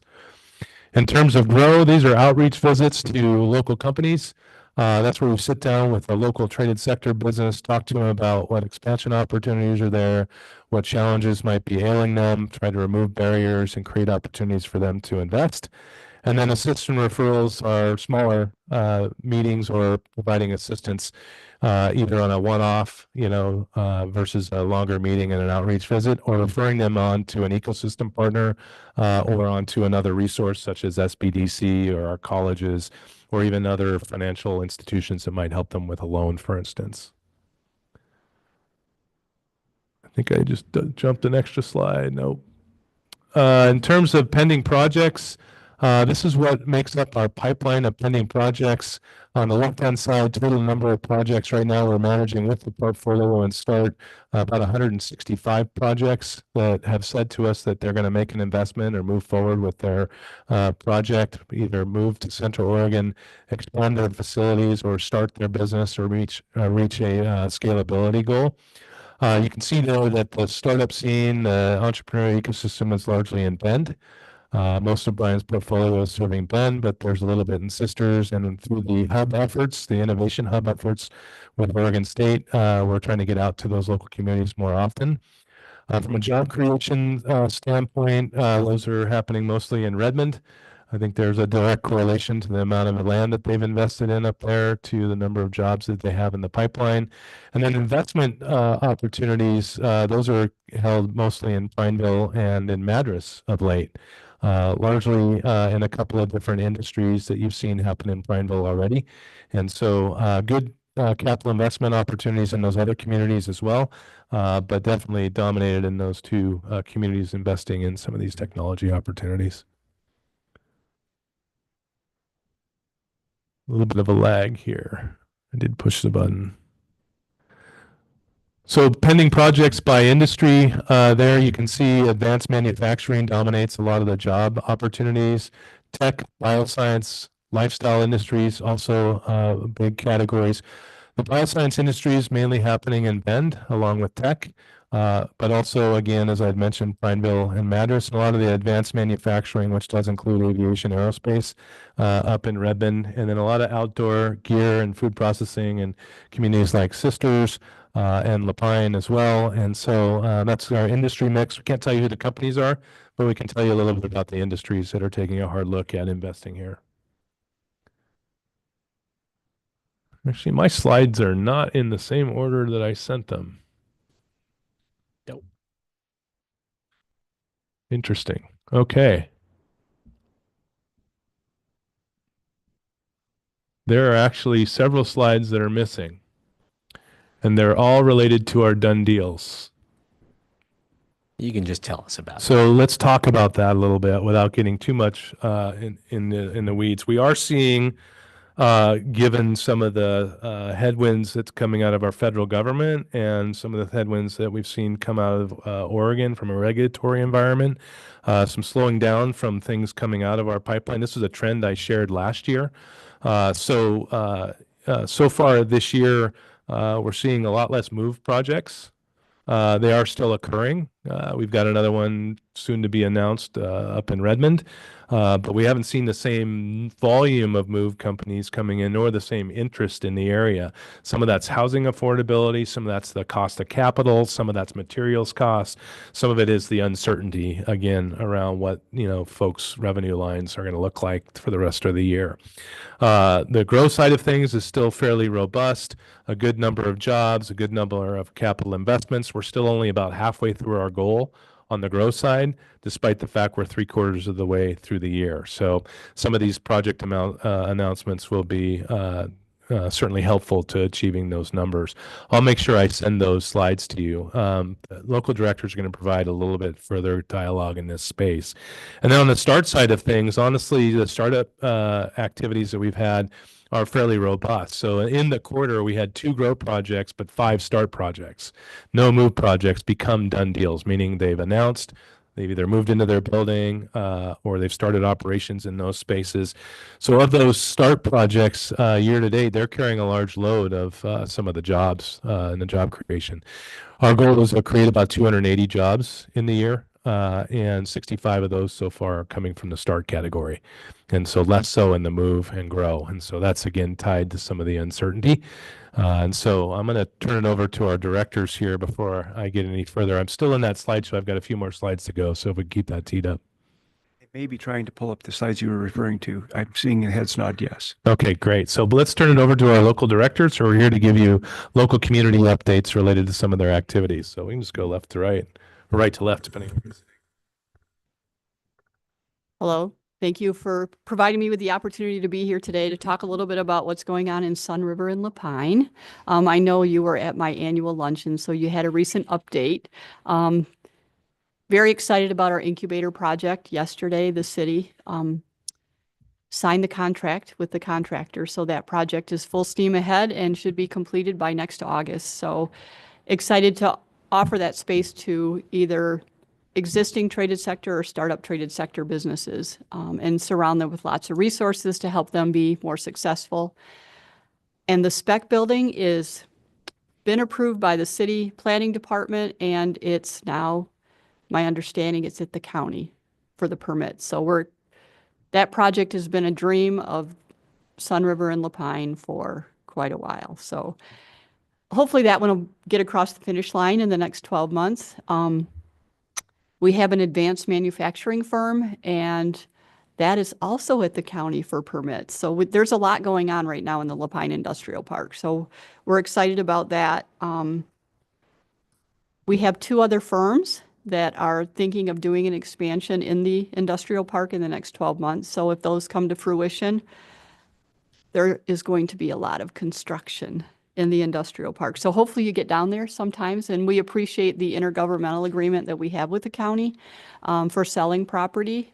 I know that we'll be coming back to you, I believe, later this year because that expires. So we'll have to talk about hopefully extending that. Lapine Community Health Center is 90% complete, and we're hoping that they can bring that across the finish line in the next several months. Right now, I have 9 projects in the pipeline with $67 million in new investment, projected almost 67,000 square feet, which will result in the creation of 64 jobs. So I really appreciate your support of what we do. It really means a lot and helps us accomplish our goals. Thanks for having us. The biggest news for Sisters was the expansion of BaseX out to Sisters. Thanks for sharing, Steve. Us. Partnerships. Yeah. 46 jobs, already 2 shifts going there. So they're well on their way. I want to thank Commissioner Adair for her help with that project, and also the planning department for the permitting. And they did a great job there. So appreciate the partnership. We've got some great startups as well. One of them, a soy sauce company, and does it the traditional Japanese way. Takes 7 months process to bake, and he's selling his first batch. That's called Soy Ori. It's hard to say, but it's really good stuff. He's on the web, so look him up. And then we've got some grow projects. Personalized Nutrients is finishing up their 30,000 square foot building. And then we have Cascade Spirits just leased the former Laird warehouse, almost 30,000 square feet. And they're going to bring production from Portland to Sisters. And they're also building a tasting room restaurant right on Cascade next to Snowcap. So they're really busy, and we're excited to have more of their business in Sisters. We also have 4 light industrial buildings in process. 3 have broken ground, and 1 is in the planning process, about 50,000 square feet in total. So that'll be great to have some more room there. And we were thrilled to finally get a 0 to 3 childcare in Sisters. We had nothing. And it was a little rocky start, but Soul Blossom Childcare now has 11 families and I think 24 spots. So she's doing really well. So that was kind of that table setting piece that we needed in Sisters. Great. Yep, that's it. Okay. Good to see you. I'll start off. We had the luncheon last week that you were all at. We had about 300 people there, and provided some really valuable information about sort of what goes on behind the scenes, and really appreciate your support there with that luncheon. We hit our goals. That was a good success for us. There's a lot of activity in Redmond, as you know. One of the things that we're working on is that large lot industrial on the south end of town. The city is invested in master planning, and they're quite a ways through that. They're working on sort of what the funding nut will be and how they would finance that, or where that will come from.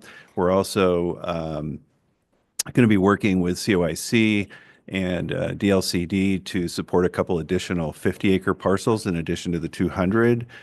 We have some interest in that size, where the 200 has been a little bit more difficult to achieve. So we see a pathway there. So been working behind the scenes on that, and hopefully by this fall, that will be an opportunity so we can kind of get that launched. We feel like if we can get, a project or two there going, that will then incentivize the others to land there. Number of projects that are either underway or soon will be underway. The Nosler project is well underway, and they have about an 80,000 square foot building that they are going to be building. They're just working on the groundwork right now. A lot of dynamite and gravel, but they're getting the site prepped and it's looking good. Another project that will start an expansion of Basilite, which is they do pavers and concrete block and that kind of a thing. Another project that John referred to that we will very exciting project we'll be able to announce here probably in a couple weeks, and so that'll be very exciting. And there are a number of others, or a few others, that are just a little bit behind that. So a lot of activity happening there. We've also got the East Side Bypass project that the city is doing that is underway. If you've driven either on Highway 126 East or even on Veterans Way east from the tracks, you can see the activity happening on the old golf course. So that is a progressive design build that's underway and should be done in a couple of years. That'll certainly help with the mobility around the east side of Redmond. And so I will leave it there unless you have any other questions. Basilite is manufacturing, right? They're taking raw materials and making those pavers and bricks. Correct. Yeah. Yep. So because I always see the pallets and stacks of bricks, I just hadn't seen the manufacturing portion of that. Yeah, the manufacturing is there on First Street. Mm-hmm. They're going to start with a sales room, and then they'll move all that product that they go back and forth across the street up to that location, and then eventually they will add their manufacturing to that. They're working on acquiring equipment that is being built overseas, and with supply chain and all the things happening, it's taking a little longer for them to get that piece of their new facility set. So after they get the showroom, hopefully they can move into the manufacturing, and eventually they'll all move to a site off of east of 9th off of Antler. Yeah, so keep me in mind if there's ever a kind of a tour or just to stop by or something. I'd like to say hi to them. Absolutely. Because as I say, for 20 years, they're driving the forks across the road, and I used to work right there. In fact, back in the day. Yep. So. Yep, and we do have the Made in Redmond tour coming up. On, there we go. 13th, I believe, a Friday. I think it's the 13th. So that will and BaseX will be on that tour. A little sneak peek. So if you want to see their new weld shop, you can look for some information on that coming out soon. You're great, Nick. Well, Commissioner, thank you. I was going to ask that exact question about the Made in tours, because I remember going on the one in Sisters several years ago, and just how incredibly valuable that was. I was in community development department, but to connect staff and elected officials with the final product, the businesses, the employees, just to see the fruits of our collective labor, it was so valuable. And I just thank you for raising that, because I was just going to ask about those in each of our communities, and just really highlighting the importance of that, if it can be done. I'm sure it's a big undertaking. And I remember Sisters was the rainbows and the unicorns, and I was on the unicorn bus, and it was a wonderful experience. Yeah. Well, and we do have the Ben Made in tour coming up. John, I don't have the date off the top of my head. May 8th. So that's coming up here in a few weeks or a week or so. So yeah, look for that one. And then the Redmond one, I think those are the only ones that we have on the calendar at the moment. So yeah, I've always enjoyed them as well. Well, unlike the De Leon sticker company up there in Redmond, I mean, it's just amazing. You walk in the door, because I drive by every year after year, and then I'd never been in there, and just understanding the scope of what they do and who they're shipping to, and their production process is just amazing. Yeah, there's a lot happening, not just in Redmond, but in all of Central Oregon that goes out to all the world, the products that are made here, and it's pretty fun to see that and the behind the scenes. Yeah. Our health director interviews are tentatively scheduled for June 13th, so I'm wondering if it might be far enough in advance that we could rejigger that. And that is a Friday. I'm Do seeing. I have that right? Okay. Perhaps not. Just Friday the 13th. relying on my memory here. Yeah. And our economic development coordinator with EDCO is coming up, who's also. For the record, Eric Kropp, Deputy County Administrator. We just opened up the recruitment and the brochure has the interview dates. Okay. We may not be there. I gotta miss May 8th for the Oregon Transportation Commission. It's striking out here. Check in with you guys ahead of time next year. I'll be there on May 8th. Thank you. Maiden Bend tour. Kick it over to Brian.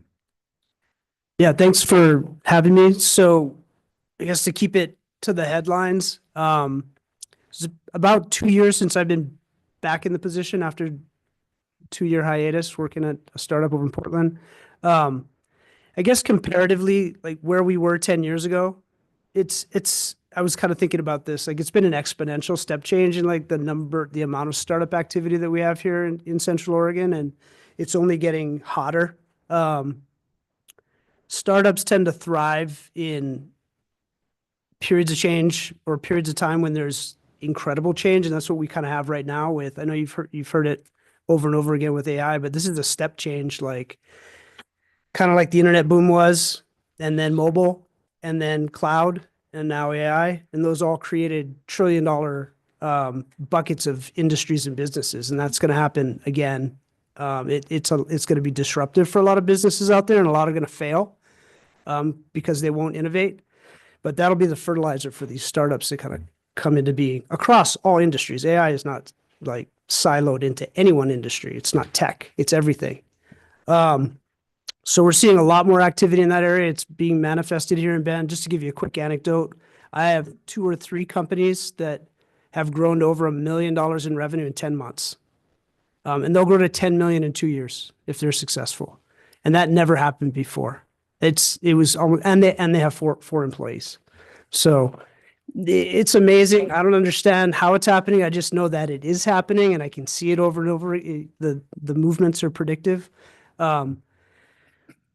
What that means for Bend, I mean, we have support in Bend. Things have grown up over the past 10 years. Like you all have mentioned, Bend Outdoor Works supports our outdoor industry clusters and Cultivate Bend. The one area where we have disaggregated resource is tech. So we have small, disparate nascent groups that kind of come and go and address the tech companies that are here in town.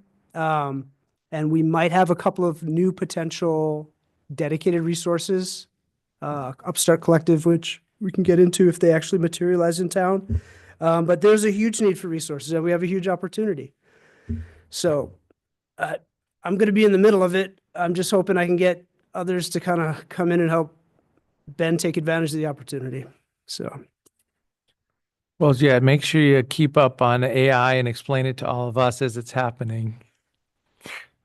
I mean, I kind of understand, it's horsepower, it's these large language models, it's getting information out, being able to ask, kind of human concept questions and getting data back out. But other than that, yeah, I don't know what it I is. think almost universally, if you're not using it, you're going to get replaced or you'll be underperforming because the tools are super simple to use. I use them every day, and it's just going to change everything. It's tough for old guys like us, though, to. I'm glad I only have like 10 more years left of my. Yeah, we're talking about the businesses, and this will be important, because where are people able to create a career, a job, a business, profit? It's all changing right now, so it's really an interesting dynamic. Yep. Chair, I might just ask, how are we on time? I've got 5 slides, 5 minutes more, okay? Oh yeah, so as I say, this is our last item today. We Okay, we had a full morning, and this slipped to the afternoon, so that's all. Okay, great. Well, one of the things Brian has also been working on is the Innovation Hub, which is an OSU project supported by numerous partners within the ecosystem. And so EDCO is playing a lead role in helping identify entrepreneurs that the hub can serve. And so, Brian, a lot of that work is really getting our services deeper into rural communities. And so that's helping identify further entrepreneurs for us. Brian's spending time in each of our communities more so than ever before, so we can kind of lift those communities into entrepreneurship as well. And there'll be a pub talk in Jefferson County, specifically Madras, coming up in May. So we're taking that on the road. So moving on, some of the other work that we do is centered around table setting. That's what we refer to it as. It's creating an environment so that our businesses can grow and prosper. We've been continually involved in air service development. We were responsible through an incentive program to bring DFW online, Dallas-Fort Worth. That's a seasonal route, but we have it in service today. We were a big part of bringing PDX back, now 3 flights daily. So that came back seasonally first and now is booked at least year-round at this point. Fly it or we'll lose it. So that's an important piece. We're involved in marketing industrial lands in our communities. That's why Juniper Ridge is up there. And then we're involved in working with communities to expand their industrial lands inventory. That's a picture of the city of Madras and Jefferson County land that they're trying to annex into the UGB. It's a large lot industrial project that we're trying to replenish some land through the REOA that Deschutes County is very much involved with COIC. Grid development's a big deal for us today. As you know, power constraints are real today. Our load profiles are very different. Our demand for power continues to increase. And so we're working with Pacific and others to enhance our grid and bring additional power resources to the Central Oregon area.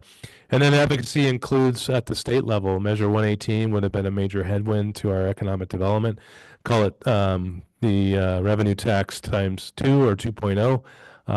And this would have certainly created some vacuum in our ability to be successful with some of these numbers. So we took a no position on that and worked through that. And we were successful in getting voters to defeat that. And then additionally, on the statewide level, Commissioner DeBone, I know you're involved in our legislative calls. Commissioner Chang, you've been involved in those as well.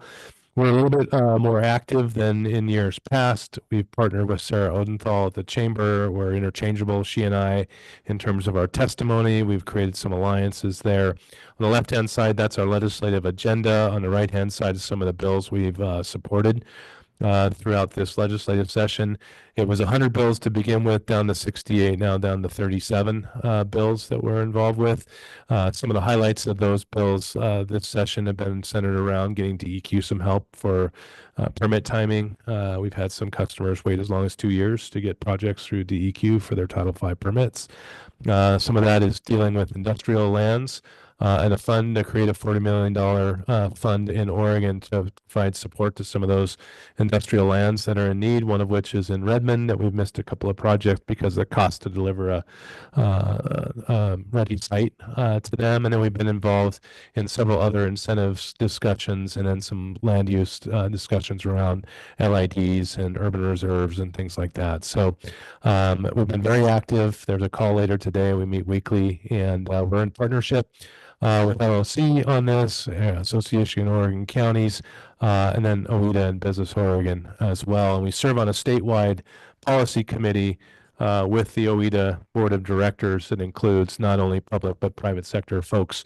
So we stay in alignment with a lot of the interests of our counties and cities with those alliances. So. And then finally, we're in the middle of that strategic planning process. We've hired Eco Northwest as a consultant to help us through this new 3-year strategic planning. Several of you may have been involved in some of our local community meetings. Commissioner DeBone, I know you were part of Lapine and possibly up in Redmond as well. Commissioner Adair was involved in Sisters, and we just came from one in Bend. So we've had these community meetings that followed a board retreat. We'll bring the board back together in May to recap where we are, work on a few other things. And we're hearing a lot of advocacy as a necessity in the work that we're doing.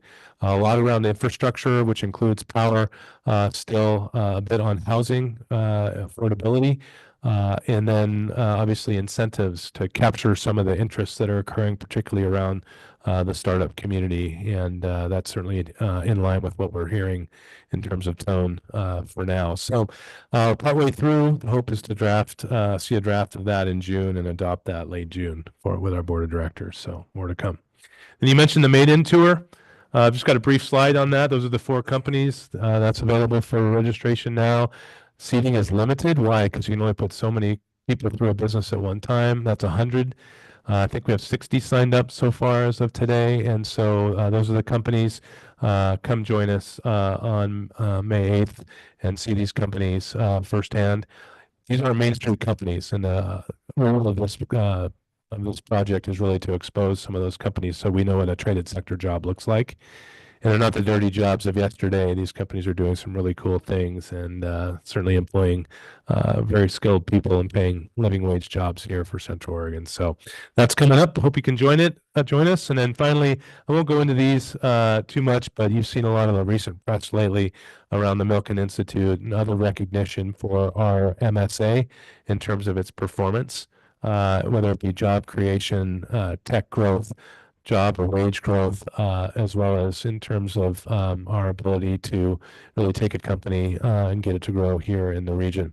We're number 1 4 years in a row, but then they added housing affordability, went to number 13, and we're slowly coming back around, honestly, because of some of the investments that have been made in housing and accelerating some of the housing development in the region. And in particular, because of that, we've come down to 8, then 6, now number 4 again. So we're creeping up towards number 1. That'd be nice. We'll see if we can get there. John, please. Just housing in general, or specific kinds of investments that are being made in our region? That's a great question. I think not just affordable, but workforce housing. So we've got a lot of multifamily that has gone up. That's helped solve some of those issues. But importantly, we're also doing middle income housing as well and affordable solutions. And there's a lot of people working on this. EDCO is more of an advocate, put our shoulder behind work that's already being done in housing, but also at the state legislature, how do we accelerate some of the housing opportunities through some of the legislation that's out this year. Opposing ones that would be more burdensome to housing development, and then supporting ones that add horsepower, such as infrastructure and zoning and so forth.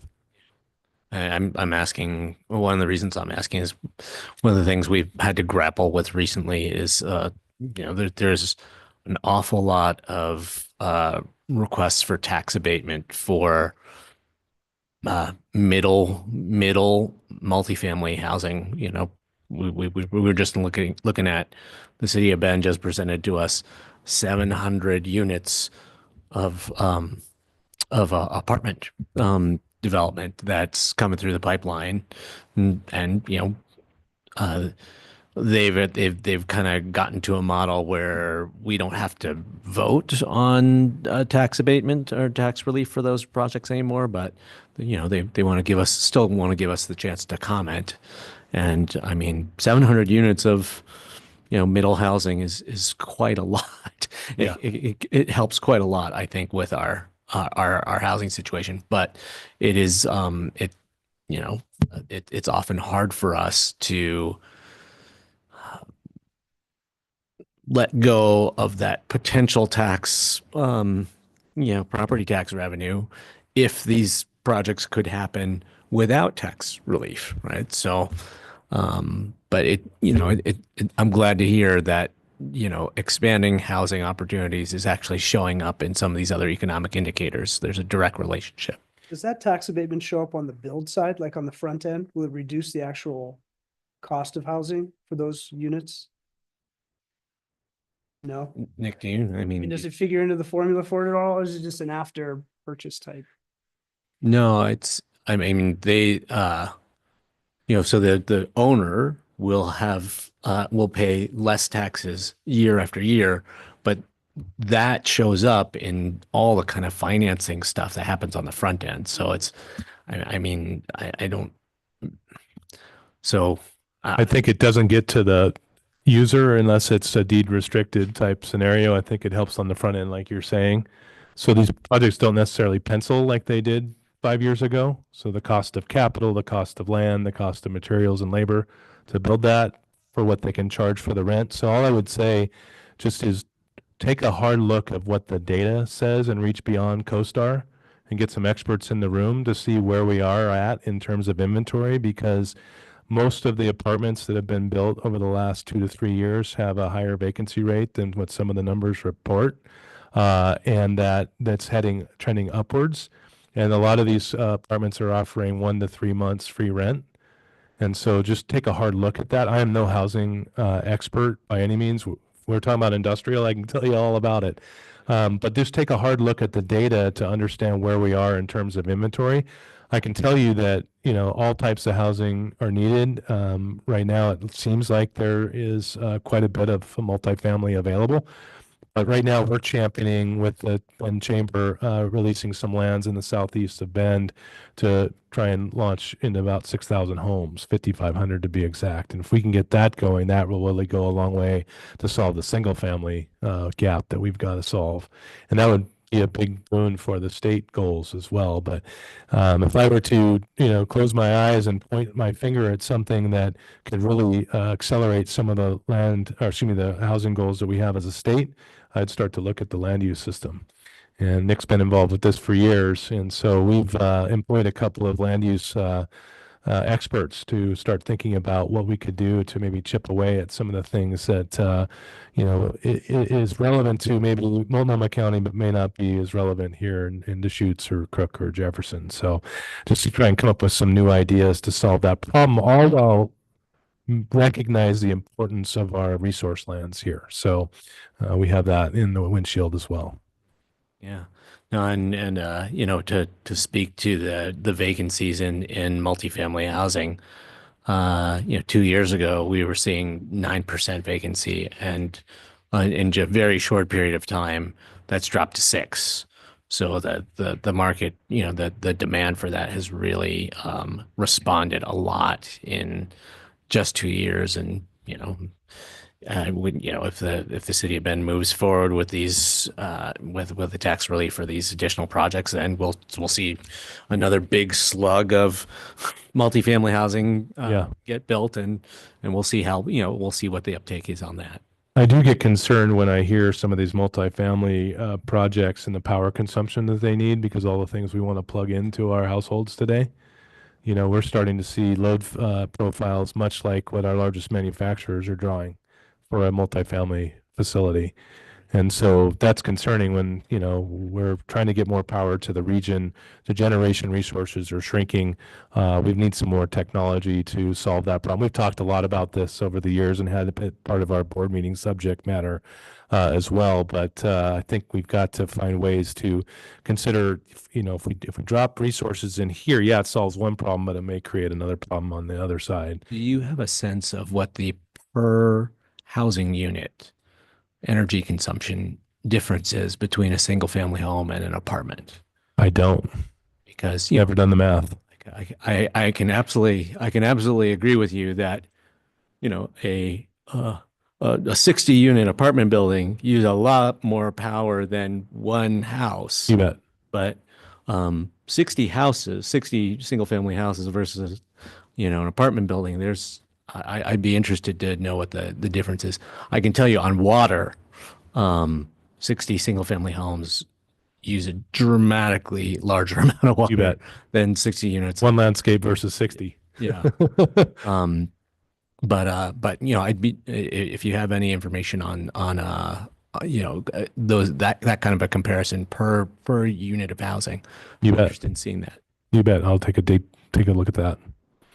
All right. Well, lastly, is just some data links for you to take a look at more data that's available out there through our partners, whether it be Compass Commercial in terms of the vacancy rates, or OED in terms of the employment growth, or the Beacon report related to housing costs. So that's my final slide. Appreciate the opportunity to present for you today.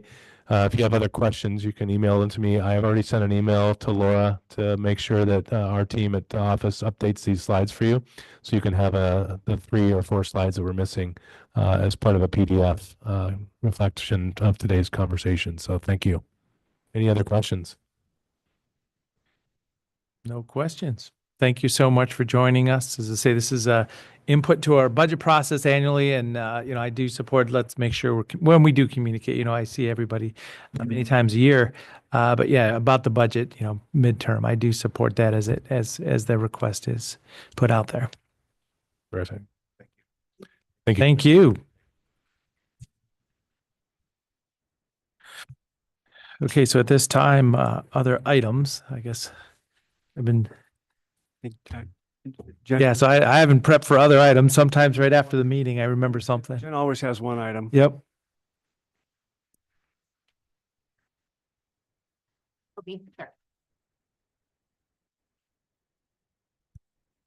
Good afternoon, Jen Patterson, Strategic Initiatives Manager. Just coming back before you to revisit the request for Stroke Awareness Oregon. Thank you. The fundraising request bronze level. I brought the flyer, so I'll hand it out. But I think it boiled down to finding out that there's a $10,000 fund for sponsorships that we weren't thinking about. As I say, when I received this, I just forwarded it on and said, is there a possibility of doing something with this?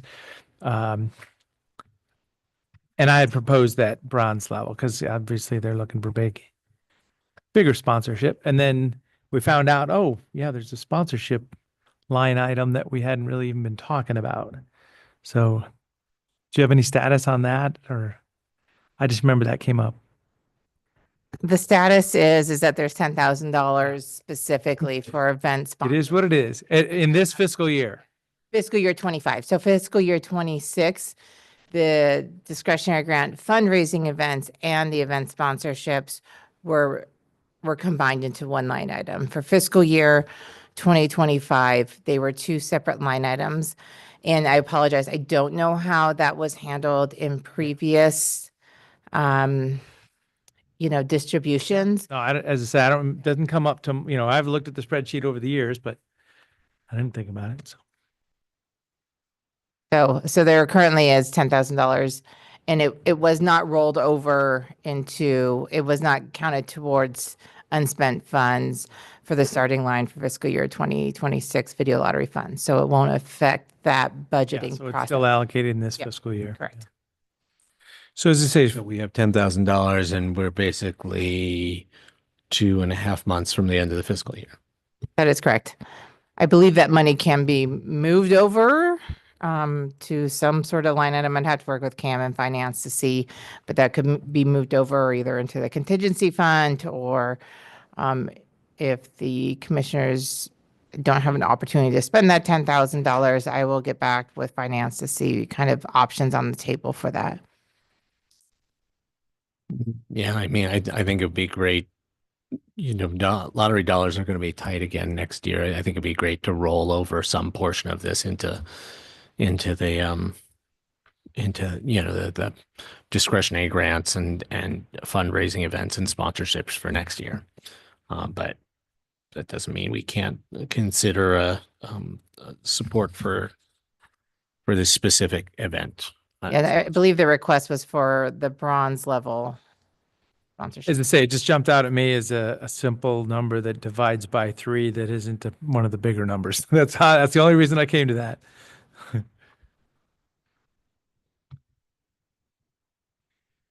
And, I'll advocate, Stroke Awareness Oregon, they brought the Randy Travis. Randy Travis came to town and, filled up a room, a lot of folks engaged.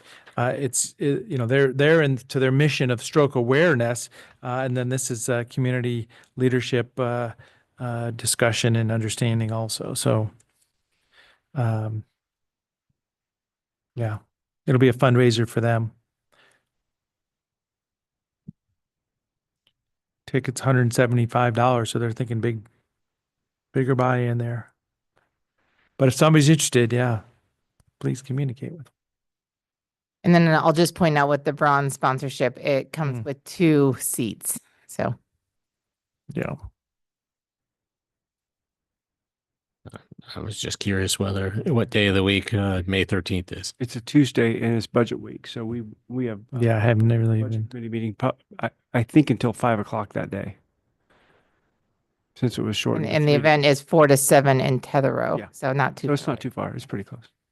And the spotlight on homeless is not, Midnight yeah. is this Bethlehem, and yeah. Which I already committed to that. Yep. Okay. Yeah, I mean, I'm supportive whether we can attend the event or not. I was just curious about that. Okay. Yeah, and I'm supportive at that $1,200 level. Okay. And I'll work with them. Jen, can you remind me other fundraising events, what kind of allocations we made? So Not sponsorships. I know that we basically haven't even been remembering we have this category, but So for the spring discretionary grants, we did, or the commissioners allocated fundraising dollars to Jericho Road and Bethlehem Inn. And then bear with me 1 second, for the fall one, I think the fundraising went to Family Access Network, Heart of Oregon Corps, Hospice of Redmond, and Sun River Women's Club. And dollar range. So those four that I just listed, they each got $1,000. There was a total of $10,000 requested between those four organizations. This was in the fall time. So they were each allocated $1,000. There was a pool of funds of $7,500. So it left about $3,500 left over. And then for this latest round, Jericho Road requested $2,000. They got $1,500. Bethlehem Inn requested $2,500 and they got $2,000.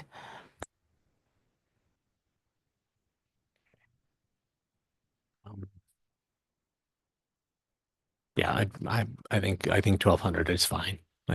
Okay, great. And then just for clarification on how the fundraising versus event sponsorships go, if an organization applies for a discretionary grant, that's when it comes across my desk. So then if that looks like it's a fundraiser versus just a discretionary grant for a special project, that's when I put it into the fundraising category. A lot of the times I don't see the event sponsorship request unless it's passed down from a commissioner. I'm not on that mailing list per se. So any request I have received, I have brought before the board. I'm not sure if there was a different process before I took over this, but yeah, so I think maybe a lot of event sponsorships might go directly to commissioners or one or two commissioners. And so if it's not forwarded on or brought up in a meeting, then, there's not a lot of, I don't have a place to go and check to see what those sponsorships are. Well, and yeah, I had lost track of it myself. I was surprised. You're like, oh yeah, we got a line item for the sponsorships at 10,000. I just didn't even think about it. So I think we just kind of lost track of that one. Yep. So great. Here's at least two commissioner support for this. So I will do the paperwork and I'll let them know this afternoon that sponsorship is coming. And then I will also. We may not be able to attend. And that which I'll manage expectations on Yeah. attendance level. And I also work with finance to see where if we rolled those funds over, so that would be about $7,800, $8,800. If we roll those over, if there's no more requests that come through, where that kind of would land, if we need to bring that before you, or if we just keep it in the contingency for now and then go from there. That's fine. Okay, thank you. Thank you. Any other items? Well, before Jen leaves, Oh, there we go. You don't have to say anything, but just so she's tracking. I'll report back that we had our wolf livestock depredation compensation and financial assistance committee meeting on Monday night. Had a very rigorous and challenging in a lot of ways discussion about how to allocate out the $50,000 of prevention funds that the state has allocated for us. And I think we came to a pretty good allocation distribution among 3 livestock producers and then kind of regional or county-wide funds to deal with removal of carcasses, which is a major attractant that can lead to depredations. So just to report back to the Board of Commissioners about what happened to those $50,000 that we approved. Great.